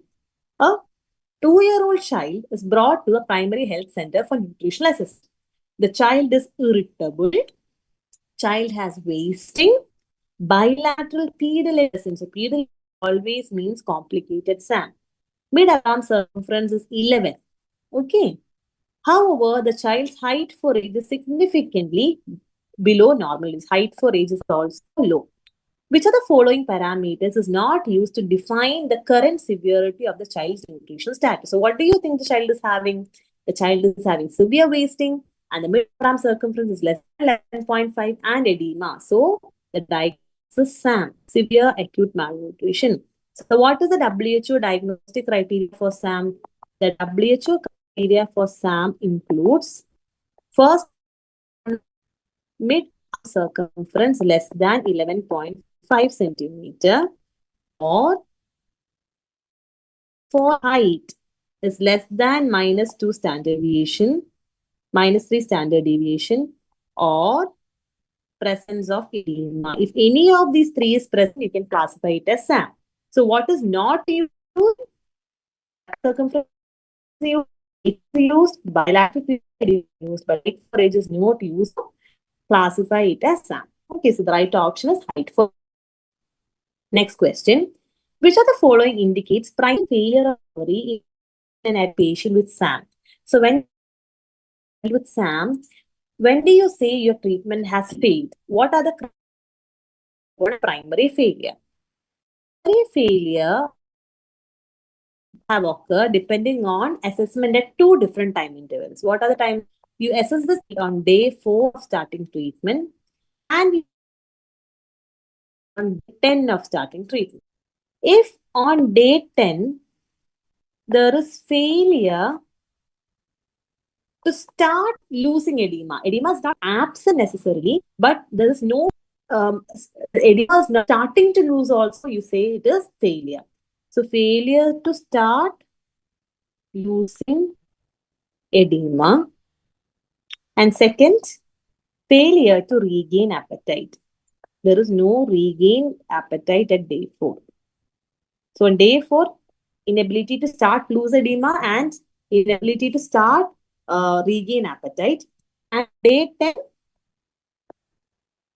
on day failure, if the child is present,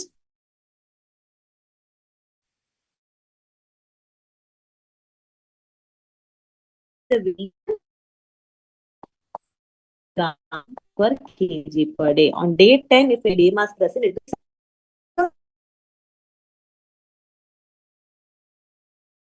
by day 4 years, by 5 years, weight gain of less than 5 gram per kg per day. If it is by day 10, you say it is primary failure. So the right option is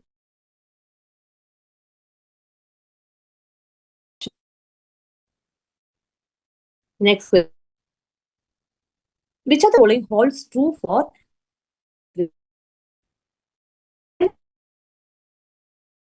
thirst? Yes, it is lethargy is a sign of severe dehydration. If it's a dehydration, the child will be alert and the child will be very thirsty. Skin pinch delayed is a feature of some dehydration. Sunken eyes is a feature of some dehydration. C and D. B is not a feature of some dehydration. B is a feature of severe dehydration. So, how do you classify dehydration? Some no dehydration, some dehydration, severe dehydration. The conditions alert in noiseless and irritable in some dehydration, lethargic dehydration. In no dehydration, sunken in some dehydration, very sunken in dehydration. Tears are absent in both some and severe dehydration. Mouth will be dry in some and severe dehydration. Thirst, there will be increased thirst and drinks easily in some dehydration, whereas in dehydration, the child is allergic and is drinking poorly. And skin pinch, in some no dehydration, skin pinch is normal. Dehydration slowly, and it grows back very, very slowly. Next question. A 5-year-old child has the following anthropometry. What does weight for age less? Less than minus 3.2 standard deviation means less.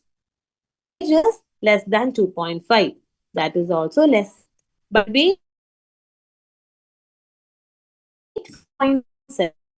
You say that it is abnormal when it is falls below -2 standard deviation. So here less than -1.7 means it is not than minus. So weight for height is normal. So a child is having less weight and less height, but the weight for height is normal. So the child is having weight and height is less, but if you look at the weight is appropriate for the height.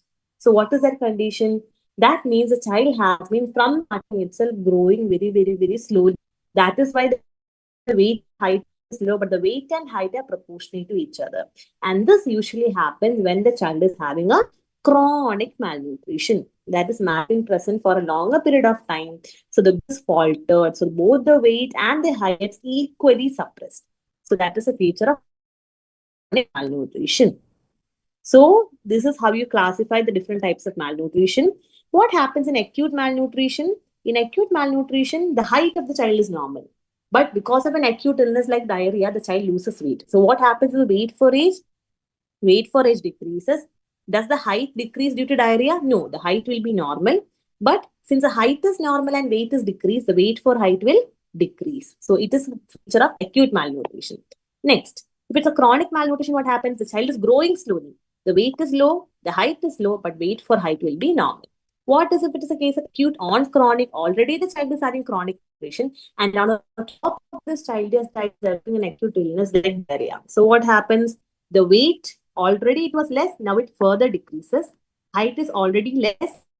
If the weight has decreased significantly from that already low value, the weight for height also becomes decreased. So all parameters are decreased. It is acute on chronic malnutrition. Okay. Now, next question. A child's growth parameters are plotted longitudinally on the chart shown.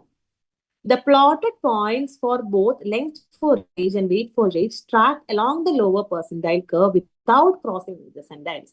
So when you're looking at the growth of the child longitudinally, if the child is growing consistently, even if it is along the lower percentile, If it is not crossing any major sendile, it can be taken as normal. So this child, as you can see, the growth is always present. There is no faltering. The child is continuously growing. So even if it is along the lower percentile curves, since it is not crossing any major sentiles, it can be taken as normal. So what is the most appropriate interpretation? This is normal growth pattern, since the growth is consistently present without crossing any major sentiles. Okay. Next question. A 7-month-old infant has downward crossing of weight centiles with preserved length. So there is a downward. Okay, the child is not growing up. The child is having a downward growth. And the mother gives diluted cow's milk with fruit juices along with breastfeeding. So the baby is just 7 months and the mother has already started the baby on diluted cow's milk and fruit juices. So the length is normal, but the weight is reducing. So what do you mean by it? It is an acute malnutrition. Why? Because the mother is not giving proper feed to the baby. So what advice do you give? Will you increase the volume of diluted cow's milk? No, cow's milk should not be given to a child this early and it should not be diluted also. Replace breastfeeding with complementary feeding? No, the child is only 7 months old. You want to continue breastfeeding till 2 years. So continue breastfeeding and start energy dense semi-solid? Yes. Since the child has completed 6 months and 180 days, you can continue breastfeeding. Along with that, you have to give complementary feeds with energy dense semi-solid food. Stop complementary feeding and continue exclusive breastfeeding? No, since the child is 7 months, breastfeeding alone will not meet the calorie requirements. So you have to continue breastfeeding and complementary feeding together. Okay. Next question. Okay. A 1-year-old malnourished child. So this is actually a very tricky question. It's a very tough question also, I would say. So a 1-year-old child who is malnourished, it's a very important point in this question, presents with tachycardia, cardiomegaly, pedal edema, and irritability. So there are all features of congestive cardiac failure. But there is no history of any congenital heart disease. So a child who is malnourished without any history of any congenital heart disease is presenting to you with CCF. So what will you think of? So since it's a malnourished child, you should think in line of a nutritional deficiency which can present at CCF. And what is this nutrient deficiency which can present as congestive cardiac failure? It is wet beriberi. Wet beriberi. And what is the enzyme deficient? It is thiamine. It is the vitamin deficiency, is thiamine deficiency causing wet beriberi is the diagnosis. So they are asking which enzyme complex is primarily affected. So what is that? Infantile wet beriberi is because of thiamine deficiency, and this thiamine is a cofactor for multiple enzymes. And what are the enzymes for which thiamine acts as a cofactor?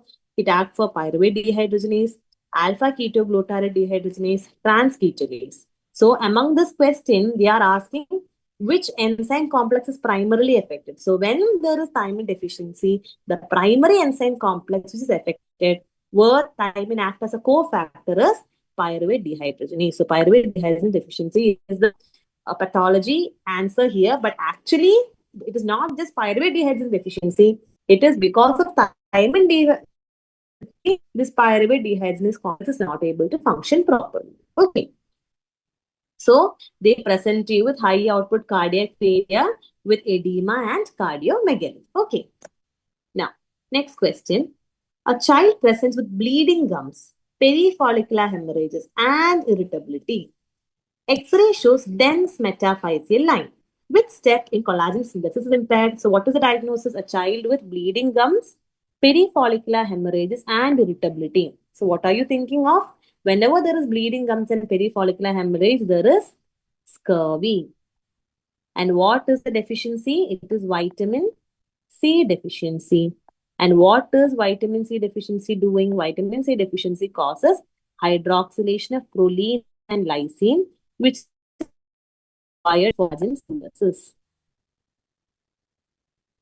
So what happens? Because this poor hydroxylation of proline and lysine, collagen is not formed. And because of this, they will be having impaired osteoid matrix formation, causing the skeletal problems of scurvy. And this collagen is the one which forms the wall capillary. So when collagen is not there, the capillary fragility increases, and that responsible for the bleeding manifestations like bleeding gums and perifollicular hemorrhages, etc. Okay. So, what is the which step in collagen synthesis impaired here? It is the hydroxylation of proline and lysine, which requires vitamin C. Next question. Again, it's about a child who is having. See, what are the radiological picture? A child with bone pain, and the X-ray is showing with normal mineral density. So, what are you seeing here? You are seeing the classical features of scurvy. So, what is this? This is the subperiosteal hemorrhage. And what is this? This is the calcification along the metaphysis, that is known as the white line of Frankel.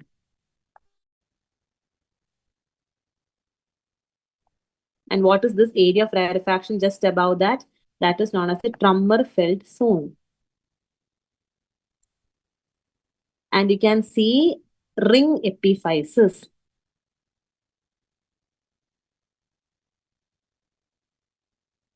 And you can see a spur, a bony projection at the end of the white line of Frankel. That is known as the that is known as the Palcan spur. Okay, so these are the radiological characteristics of which disease? These are characteristic of scurvy. Okay, so what is the most likely diagnosis? Scurvy. What do you see in rickets? In rickets, you see cupping and fraying of the metaphysis.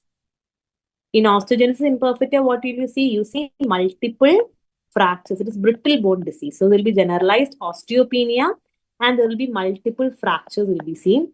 And what is osteopetrosis? Osteopetrosis is also known as marble bone disease. There will be increased opacity or increased sclerosis of the bone. It looks like a marble. So osteopetrosis, marble bone disease. Okay.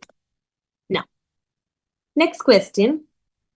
An infant presents with perioral dermatitis, alopecia, and chronic diarrhea.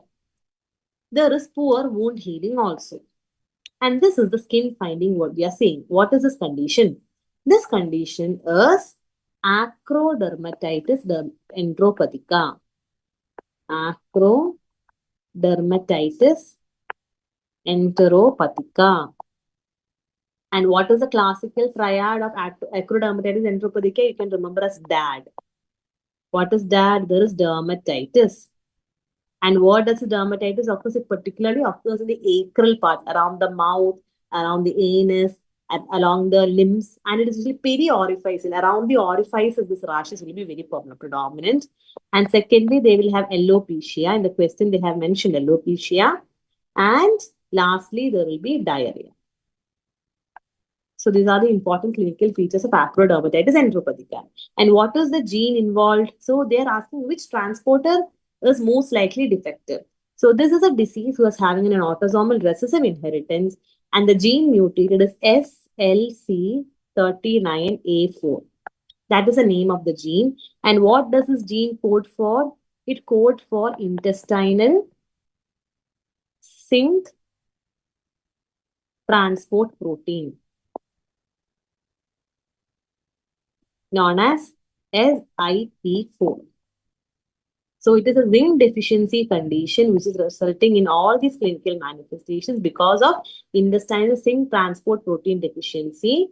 And what is that transporter? It is SIP4 is the transporter which is defective.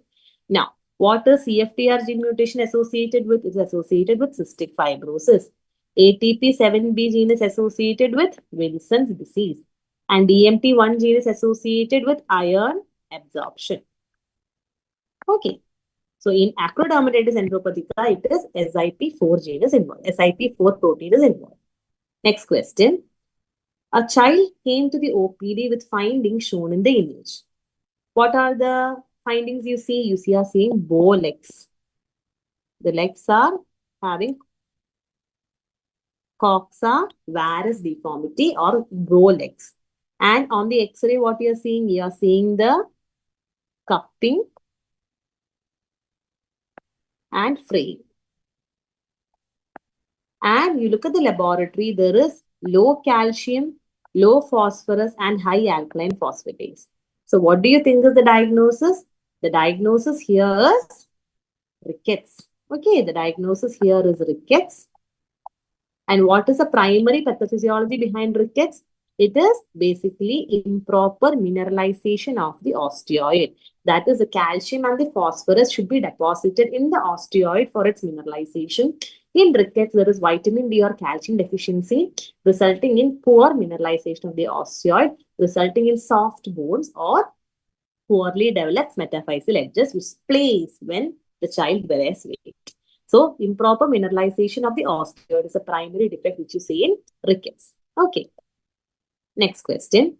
A child is presenting to you with generalized edema, fatty liver, and dermatosis. And the child is having a low serum albumin. So, when there is dermatosis, edema, and fatty liver with low serum albumin, what should you be thinking in? This is a child who is having edematous SAM. And what is the name of this edematous SAM? It is known as kwashiorkor. Okay. Which mechanism best explains edema? So here, in the question itself, they have given serum albumin is low. So what does serum albumin do? Serum albumin is the one which contributes to our oncotic pressure. Right. Oncotic pressure. What is oncotic pressure? You all know that there are two types of pressure. There is a hydrostatic pressure and oncotic pressure. So if this is the blood vessel, there is the hydrostatic pressure. What does the hydrostatic pressure do? It tries to push the fluid into the outside portion. And what does oncotic pressure do? Oncotic pressure tries to keep the fluid within the blood vessel and thus helps in decreasing the incidence of edema. So when the serum albumin decreases, the oncotic pressure decreases, and this results in seepage of fluid from the intravascular to the extravascular compartment and causes edema. So what is the mechanism of edema in this condition? It is not increased hydrostatic pressure, rather it is because of reduced oncotic pressure. This because of hypoalbuminemia, this child is developing edema. Okay. Next question. A child is diagnosed with marasmus. Okay. All of the following statements are true except. So marasmus is, what is the most important thing that you have to know about marasmus? It is non-edematous SAM. In marasmus, there is no edema. So now let's try to answer the question. There is severe wasting with loss of subcutaneous fat. In marasmus, there will be severe wasting of muscles and loss of subcutaneous fat. Appetite is usually preserved. Yes. In case of marasmus, the child is usually having a good appetite. Edema is a characteristic feature. No, edema is a feature of kwashiorkor and not marasmus. So edema is a characteristic feature you cannot say as for marasmus. Weight for height is markedly reduced. Weight for height is markedly reduced in both marasmus and kwashiorkor. And since there is no edema, even the edema is not contributing towards the weight. So marasmus, the weight for height will be markedly reduced. So the wrong option is option number C. That is, edema is a characteristic feature in marasmus. Edema is never seen as a characteristic feature. Okay. So the two different types of SAM, let's simply discuss the important points. We have two different types of SAM. What are the two different types of SAM? There is marasmus and there is kwashiorkor. So marasmus, the child is having edema is absent, whereas kwashiorkor edema is present. Whereas in marasmus, the child is alert and have increased appetite, even voracious appetite. Whereas in kwashiorkor, the child is apathic, the child is very lethargic and there is no appetite. And in marasmus, there is no hepatomegaly. The liver is normal. Whereas in kwashiorkor, you get hepatomegaly. Why do you get hepatomegaly in kwashiorkor? It is basically there are lipoproteins. When there is serum albumin is low, the lipoprotein synthesis decreases. Lipoproteins are the one which transports lipids from the liver to the outside. So when there is lipoprotein deficiency, all the lipids gets accumulated in the liver. They're not getting transported out, and that results in fatty hepatomegaly. Okay. So that is the important points of differentiation between marasmus and kwashiorkor. One thing that you have to remember is edema only and only in kwashiorkor. You should never make the mistake. Edema is usually seen only in kwashiorkor. Okay. Next question. A child presents with difficulty that is visual difficulty at dusk, that is in the evening. On follow-up later, conjunctival lesions also appear.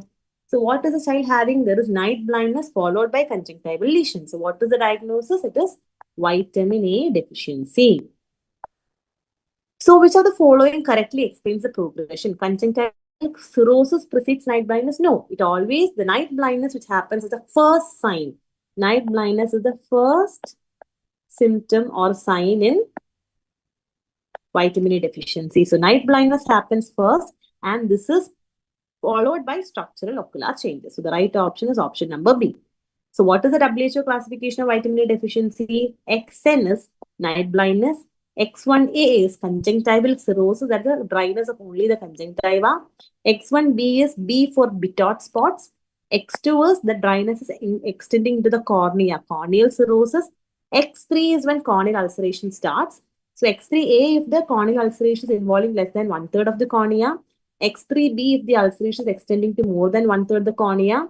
XS if there is a corneal scar, and XF is serophthalmic findings. Of this, these are known as the primary signs, and the last two is known as the secondary signs. Okay, that is the WHO classification of vitamin A deficiency. Now, what are you seeing here? A 2-year-old child is brought with difficulty in seeing in dim light, and there is recurrent infections. On ocular examination, the following finding is noted. So what is this? What you're finding here on the temporal aspect? You are seeing a opacity, right? There is a silvery white patching on the bulbar conjunctiva, especially on the bulbar part, not on the nasal, on the bulbar part. If you are seeing, it is Bitot spot. And Bitot spots are seen in vitamin A deficiency. So they are asking what is the recommended therapeutic dose of vitamin A. So the dose of vitamin A depends upon the age of the child. If the child is less than 6 months, the dose is 50,000 international units. If the child is between 6 months to 1 year, it is 1 lakh international units. And if the child is more than 1 year, it is 2 lakh international units. So what is the age of the child? The child is 2-year-old. That is more than 1 year. So the dosage of vitamin A is 2 lakhs. And how many doses you give? You give 3 doses on day 0, day 1, and day 14. 3 doses of vitamin A is classically given. Okay. So next question. Which of the following is not seen in nutritional rickets? So what is nutritional rickets? Nutritional rickets usually happens because of vitamin D deficiency. Right. So whenever there is decreased vitamin D, it leads to decreased calcium. Serum calcium level decreases. And this, whenever there is a decrease in calcium, it causes immediately stimulation of the parathyroid gland. The parathyroid gland gets activated. And because of this, there is increased PTH. So always in nutritional rickets, you will get high PTH. And what does this PTH do? The PTH, it acts on the bone. And it increases calcium. It increases calcium resorption. That causes calcium to move from the bone to the blood. Okay. And secondly, it acts on the kidney.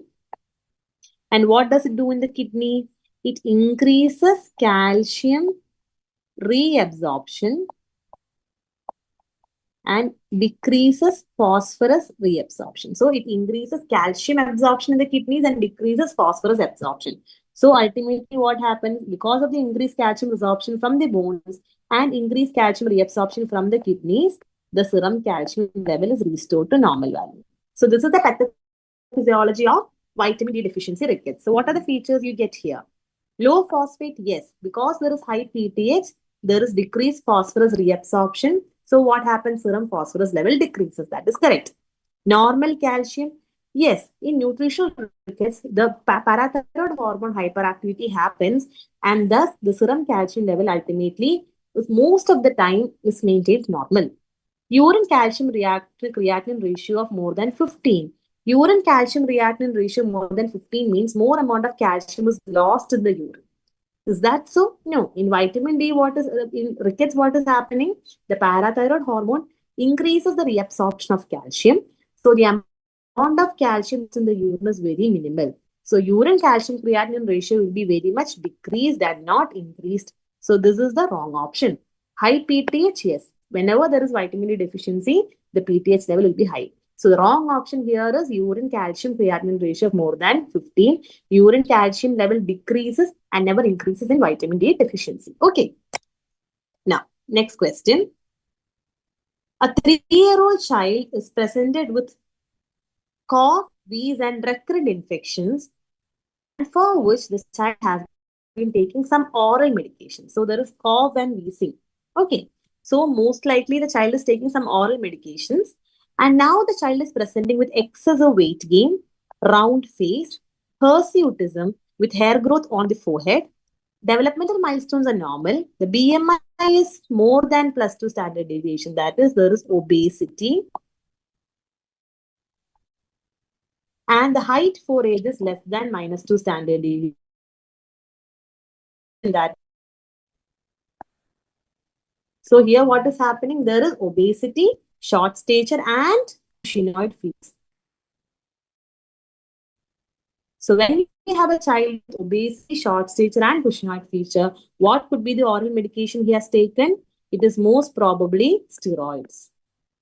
For asthma, the child would have been over-treated or abused steroids. So what is the rest management? Do you want to check for hypothyroidism? No, this child doesn't look like a hypothyroid child. Confirm history of exogenous steroid administration and check morning serum cortisol. Yes, you want to check the serum cortisol levels. Okay. Advise strict dietary changes and increased physical activity? No. Here, the obesity is not because of decreased activity. It is because of endogenous, or it is because of a steroid toxicity and not because of decreased physical activity or diet. Initiate a workup for genetic cause of obesity? No. Here we have a cause. The child has been taking some oral medications for wheezing, most probably steroids.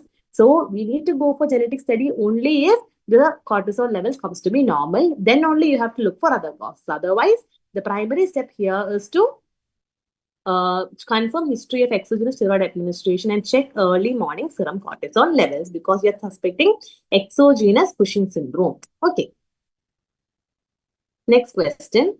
A 10-year-old child presented with abdominal pain and vomiting. So here you have a 10-year-old child presenting with abdominal pain and vomiting.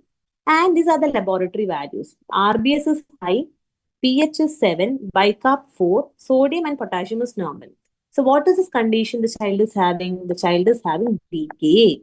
DKA diagnostic criteria include 1, the blood glucose will be more than 200. There will be acidosis. So what will happen to the venous pH? The pH will be less than 10.3 and the bicarbonate will be less than 80. And thirdly, there will be ketonemia. There will be increase in the blood ketone bodies. It will be more than 3 millimole per liter. Okay, so this is the diagnostic criteria. So child is meeting all these criteria. The RBS is more than 200, pH is less than 7.3, and the bicarbonate is less than 18. So this is a with DKA. And classically, the children with DKA presents with dehydration, acidotic breathing, and they usually present with GI symptoms like abdominal pain and vomiting. So now you know the child is having DKA. So how will you manage the child? In order to know how to manage the child, you need to know what is happening in DKA. So DKA usually happens in children who are having type 1 diabetes mellitus. Type 1 diabetes mellitus. So what happens in type 1 diabetes mellitus? It is a condition where there is decreased insulin. There is insulin deficiency. So whenever there is insulin deficiency, it stimulates lipolysis. And that is the reason for ketonemia. Increased ketone bodies are formed. Secondly, when there is decreased insulin, there is hyperglycemia. And when there is hyperglycemia, what happens? There is glucoseuria. There is excessive excretion of glucose in the urine. And when glucose is lost, along with that, water is also lost. And these children thus can develop dehydration. And it is also associated with hypokalemia. Okay. So, What are the mainstay management? The mainstay management is you have to counteract all these processes. So in order to tackle the dehydration, you have to give the child IV fluids. Very important. And then you have to give IV insulin because it is an insulin deficient state. And since there is hypokalemia, you have to add potassium in your fluid also. So that is the management. So how do you give the deficit replacement? It is usually given as 20 ml per kg of normal saline is given over 20 minutes by calculating the deficit. Usually the dehydration causes a deficit around 10%. And after 1 hour, you start the child on insulin infusion and you also add potassium. So the initial management is you give. So first line management is you start the child on IV normal saline bolus. And what is the amount of bolus you give?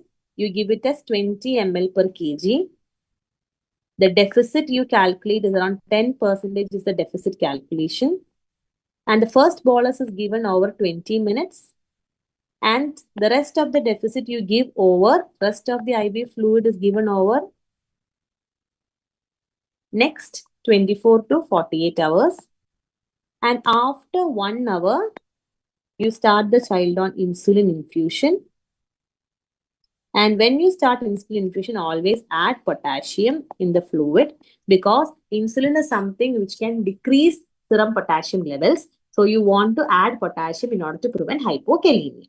So what is the right answer? 20 ml per kg NS over 20 minutes. The deficit is 10%, followed by insulin infusion and potassium chloride at 40 milliequivalent per liter. That is the right answer. Next question. We are going to the last 5 questions. Now, a child with alkalosis, hypertension, and hypokalemia. What can be the cause? So, in order to identify this, you need to how to approach a child with hypokalemia. So, when you have a child with hypokalemia, the cause is how to approach. You first see what is the metabolic state, whether it is metabolic alkalosis or metabolic acidosis. So, if there is metabolic acidosis, with hypokalemia, clear thinking like renal acidosis, and common syndrome get renal tubular acidosis, Fanconi's anemia. Okay, or Fanconi syndrome. On the other hand, if along with hypokalemia, there is metabolic alkalosis. If there is metabolic alkalosis, then the next have to look for is blood pressure. If the BP is normal, there are 2 possibilities. It can either be Bartter syndrome or it could be Gitelman syndrome. If there is hypertension, then it is Liddle syndrome. Okay, this is how you approach a child with hypokalemia. So let's see this question. Here, what are the features? There is alkalosis, hypertension and hypokalemia. So hypokalemia, metabolic alkalosis with hypertension. What is the diagnosis? The diagnosis will be Liddle syndrome. Okay. If it was Bartter or Gitelman, what would have happened? If it was Bartter and Gitelman, the BP will be normal. And if it was Fanconi, you would have got metabolic acidosis and not metabolic alkalosis. Okay. Next question. In Bartter syndrome, what is the defect? So we will first see what are the differentiating features between Bartter syndrome and Gitelman syndrome. So what is the site of the defect? In Bartter syndrome, the defect is in the thick ascending loop of Henle. Whereas in Gitelman syndrome, it is in the distal convoluted tube. What is the transporter affected in Bartter syndrome? It is sodium potassium 2-chloride transporter. Whereas it is simply sodium chloride transporter in the DCT, which is affected in Gitelman syndrome. So the mimics the activity of loop diuretics in Bartter syndrome, whereas Gitelman syndrome mimics the activity of thiazide diuretics. What are the important points? In Gitelman syndrome, there is hypomagnesemia. The magnesium levels will be decreased in Gitelman syndrome, whereas the serum magnesium is normal in Bartter syndrome. The next most important feature that you have to know is about the urinary calcium excretion. There is hypercalciuria in Bartter syndrome, whereas there is hypocalciuria in Gentleman syndrome. These are the important differentiating points between Bartter and Gentleman syndrome. The question they ask is, which is the defect is lying where in Bartter syndrome? If it is Bartter syndrome, the defect is in the thick ascending limb of loop of Henle. That is the right answer. Next question. A child is having NS1 antigen positive. So that is, this child is suffering from dengue. And there is fever and warning signs. The laboratory finding shows a hematocrit of 41% at a platelet count of 50,000. So how could you manage this child? So when there is dengue with warning signs and no shock, so there is no shock here. There is only warning signs. So what do you start? You start the child on isotonic crystalloids. Can start the child. So usually ringer lactate can be started. And what is the rate? You start at a rate of 7 ml per kg per hour. Okay. And after that, if the child improves, you can slowly decrease the rate to 5 to 7, then 3 to 5, and then 2 to 3, and stop. If after this initial 7 ml per kg per hour, the child is not improved, then what do? You look at the hematocrit. If the hematocrit is more than 45%, you increase the fluid rate to 10 ml per kg per hour. If the hematocrit is less than 45%, what does this mean? There is acute blood loss. So that is an indication for giving blood transfusion. Okay. So what is the initial management? The next step, whenever the child is present dengue with warning sign, you start the child with lactate at 7 ml per kg per hour. You increase it to 10 ml per kg per hour only if after the initial 1 hour there is no improvement and the hematocrit is more than 45%. Normal saline bolus is given only when there are features of shock, and platelet transfusion is never a first line treatment in dengue fever unless there is severe bleeding manifestation. Okay. Now, next question. Which of the following is true regarding pediatric cardiopulmonary resuscitation? Chest compression at the rate of 30:2? No. If it is pediatric cardiopulmonary resuscitation, the ratio of chest compression is to ventilation is 15:2 and not 30:2. Adenosine via interosseous route is preferred over other methods? No. Adenosine, if it is given, it's always preferred as an intravenous route rather than intraosseous. In chest compression, the depth at which the chest should go in is around 1/3 of the API chest. That is the right. Adrenaline is given a dose of 0.01 mg per kg as 1:1000 concentration. No. When you are giving pediatric CPR, you give diluted adrenaline. You give 1:10,000 is the concentration you use, and it is given at a dose of 0.1 ml per kg. So the right option is option number C. Next question. A 4-year-old child weighing 15 kg presents 2 hours after a scald burn. Okay. And it is involving the anterior trunk and the entire upper limb. On examination, there are blisters with moist erythematous base.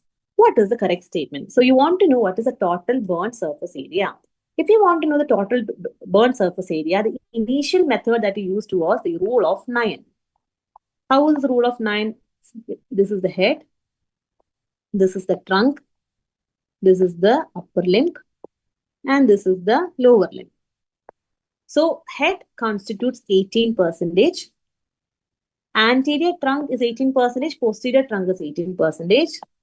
Entire limb is 9%. Lower limb is 14% each. So wherever the child is involved, there is anterior trunk. So it is 18 plus entire right upper limb plus 9. So the burn surface area will be around 27%. So that is right. And the fluid requirement is given by the Parkland's formula. What is this Parkland's formula? 4 into body weight into percentage of body surface area. That is the fluid resuscitation formula. And which fluid you use? Use ringer lactate. And the 50% is given in the first 8 hours. And the rest 50% is given over the next 16 hours. So Fluid requirement is 4 into 8 into percentage of body surface area. That is the right option. Ringer lactate is preferred for fluid resuscitation. That is also the right option. Half of the fluid should be given in the first 12 hours. No, the fluid is given over the first 8 hours. So the right option is option number A, B, and C. A newer method that you want to know is there is a newer formula used for looking at the body surface area for pediatrics, that is Lund-Browder chart. It is rule of 9 is basically for adults, but it is less accurate in children. So if they ask which is a more accurate chart used in children, it is Lund-Browder chart. Okay. Moving to the last question. A 6-year-old child is brought after an accidental contact with exposed wire. There is a small entry wound on the hand and an exit wound on the foot. So the current is entering through one wound, it is passing through the body and it is passing out through the foot. So there is hand and there is exit wound on the foot. After next few hours, the child develops dark colored urine. So what do you think? What happens when this electricity passes through the body? There is myolysis or degradation of the muscles, and that condition is known as rhabdomyolysis. Okay, and what does this cause? This results in discoloration of urine because of myoglobin in the urine. There is myoglobin in the urine. So urine discoloration is not due to hemoglobinuria. It is due to myoglobin. And how do you manage? The management is aggressive fluid resuscitation because it can lead to acute failure. And forced alkalinization of the urine can also be used for this condition. And since there is muscle lysis, the creatinine kinase levels will be typically elevated. So the correct option are options B, C, and D. Option A is wrong. Okay, so that is rhabdomyolysis. The classical triad of rhabdomyolysis: muscle pain, weak and dark or cola-colored urine. What are the features? Creatinine kinase will be very high, more than 5,000. There will be increased urine myoglobin. Hyperkalemia occurs because of increased breakdown of the cell. There will be hyperkalemia, hyperphosphatemia, and urine myoglobinuria will be present. That is, the dipstick will be positive for blood, but there won't be any RBCs. Okay. So that was the last question. So we finished our part 1 of our INICET PYQ discussion. I know I took, I think, around 15 minutes more than the schedule. Sorry for that. But we'll continue the rest of the discussion in the next part tomorrow, 7:30 p.m. Okay. Good night, all of you. See you tomorrow.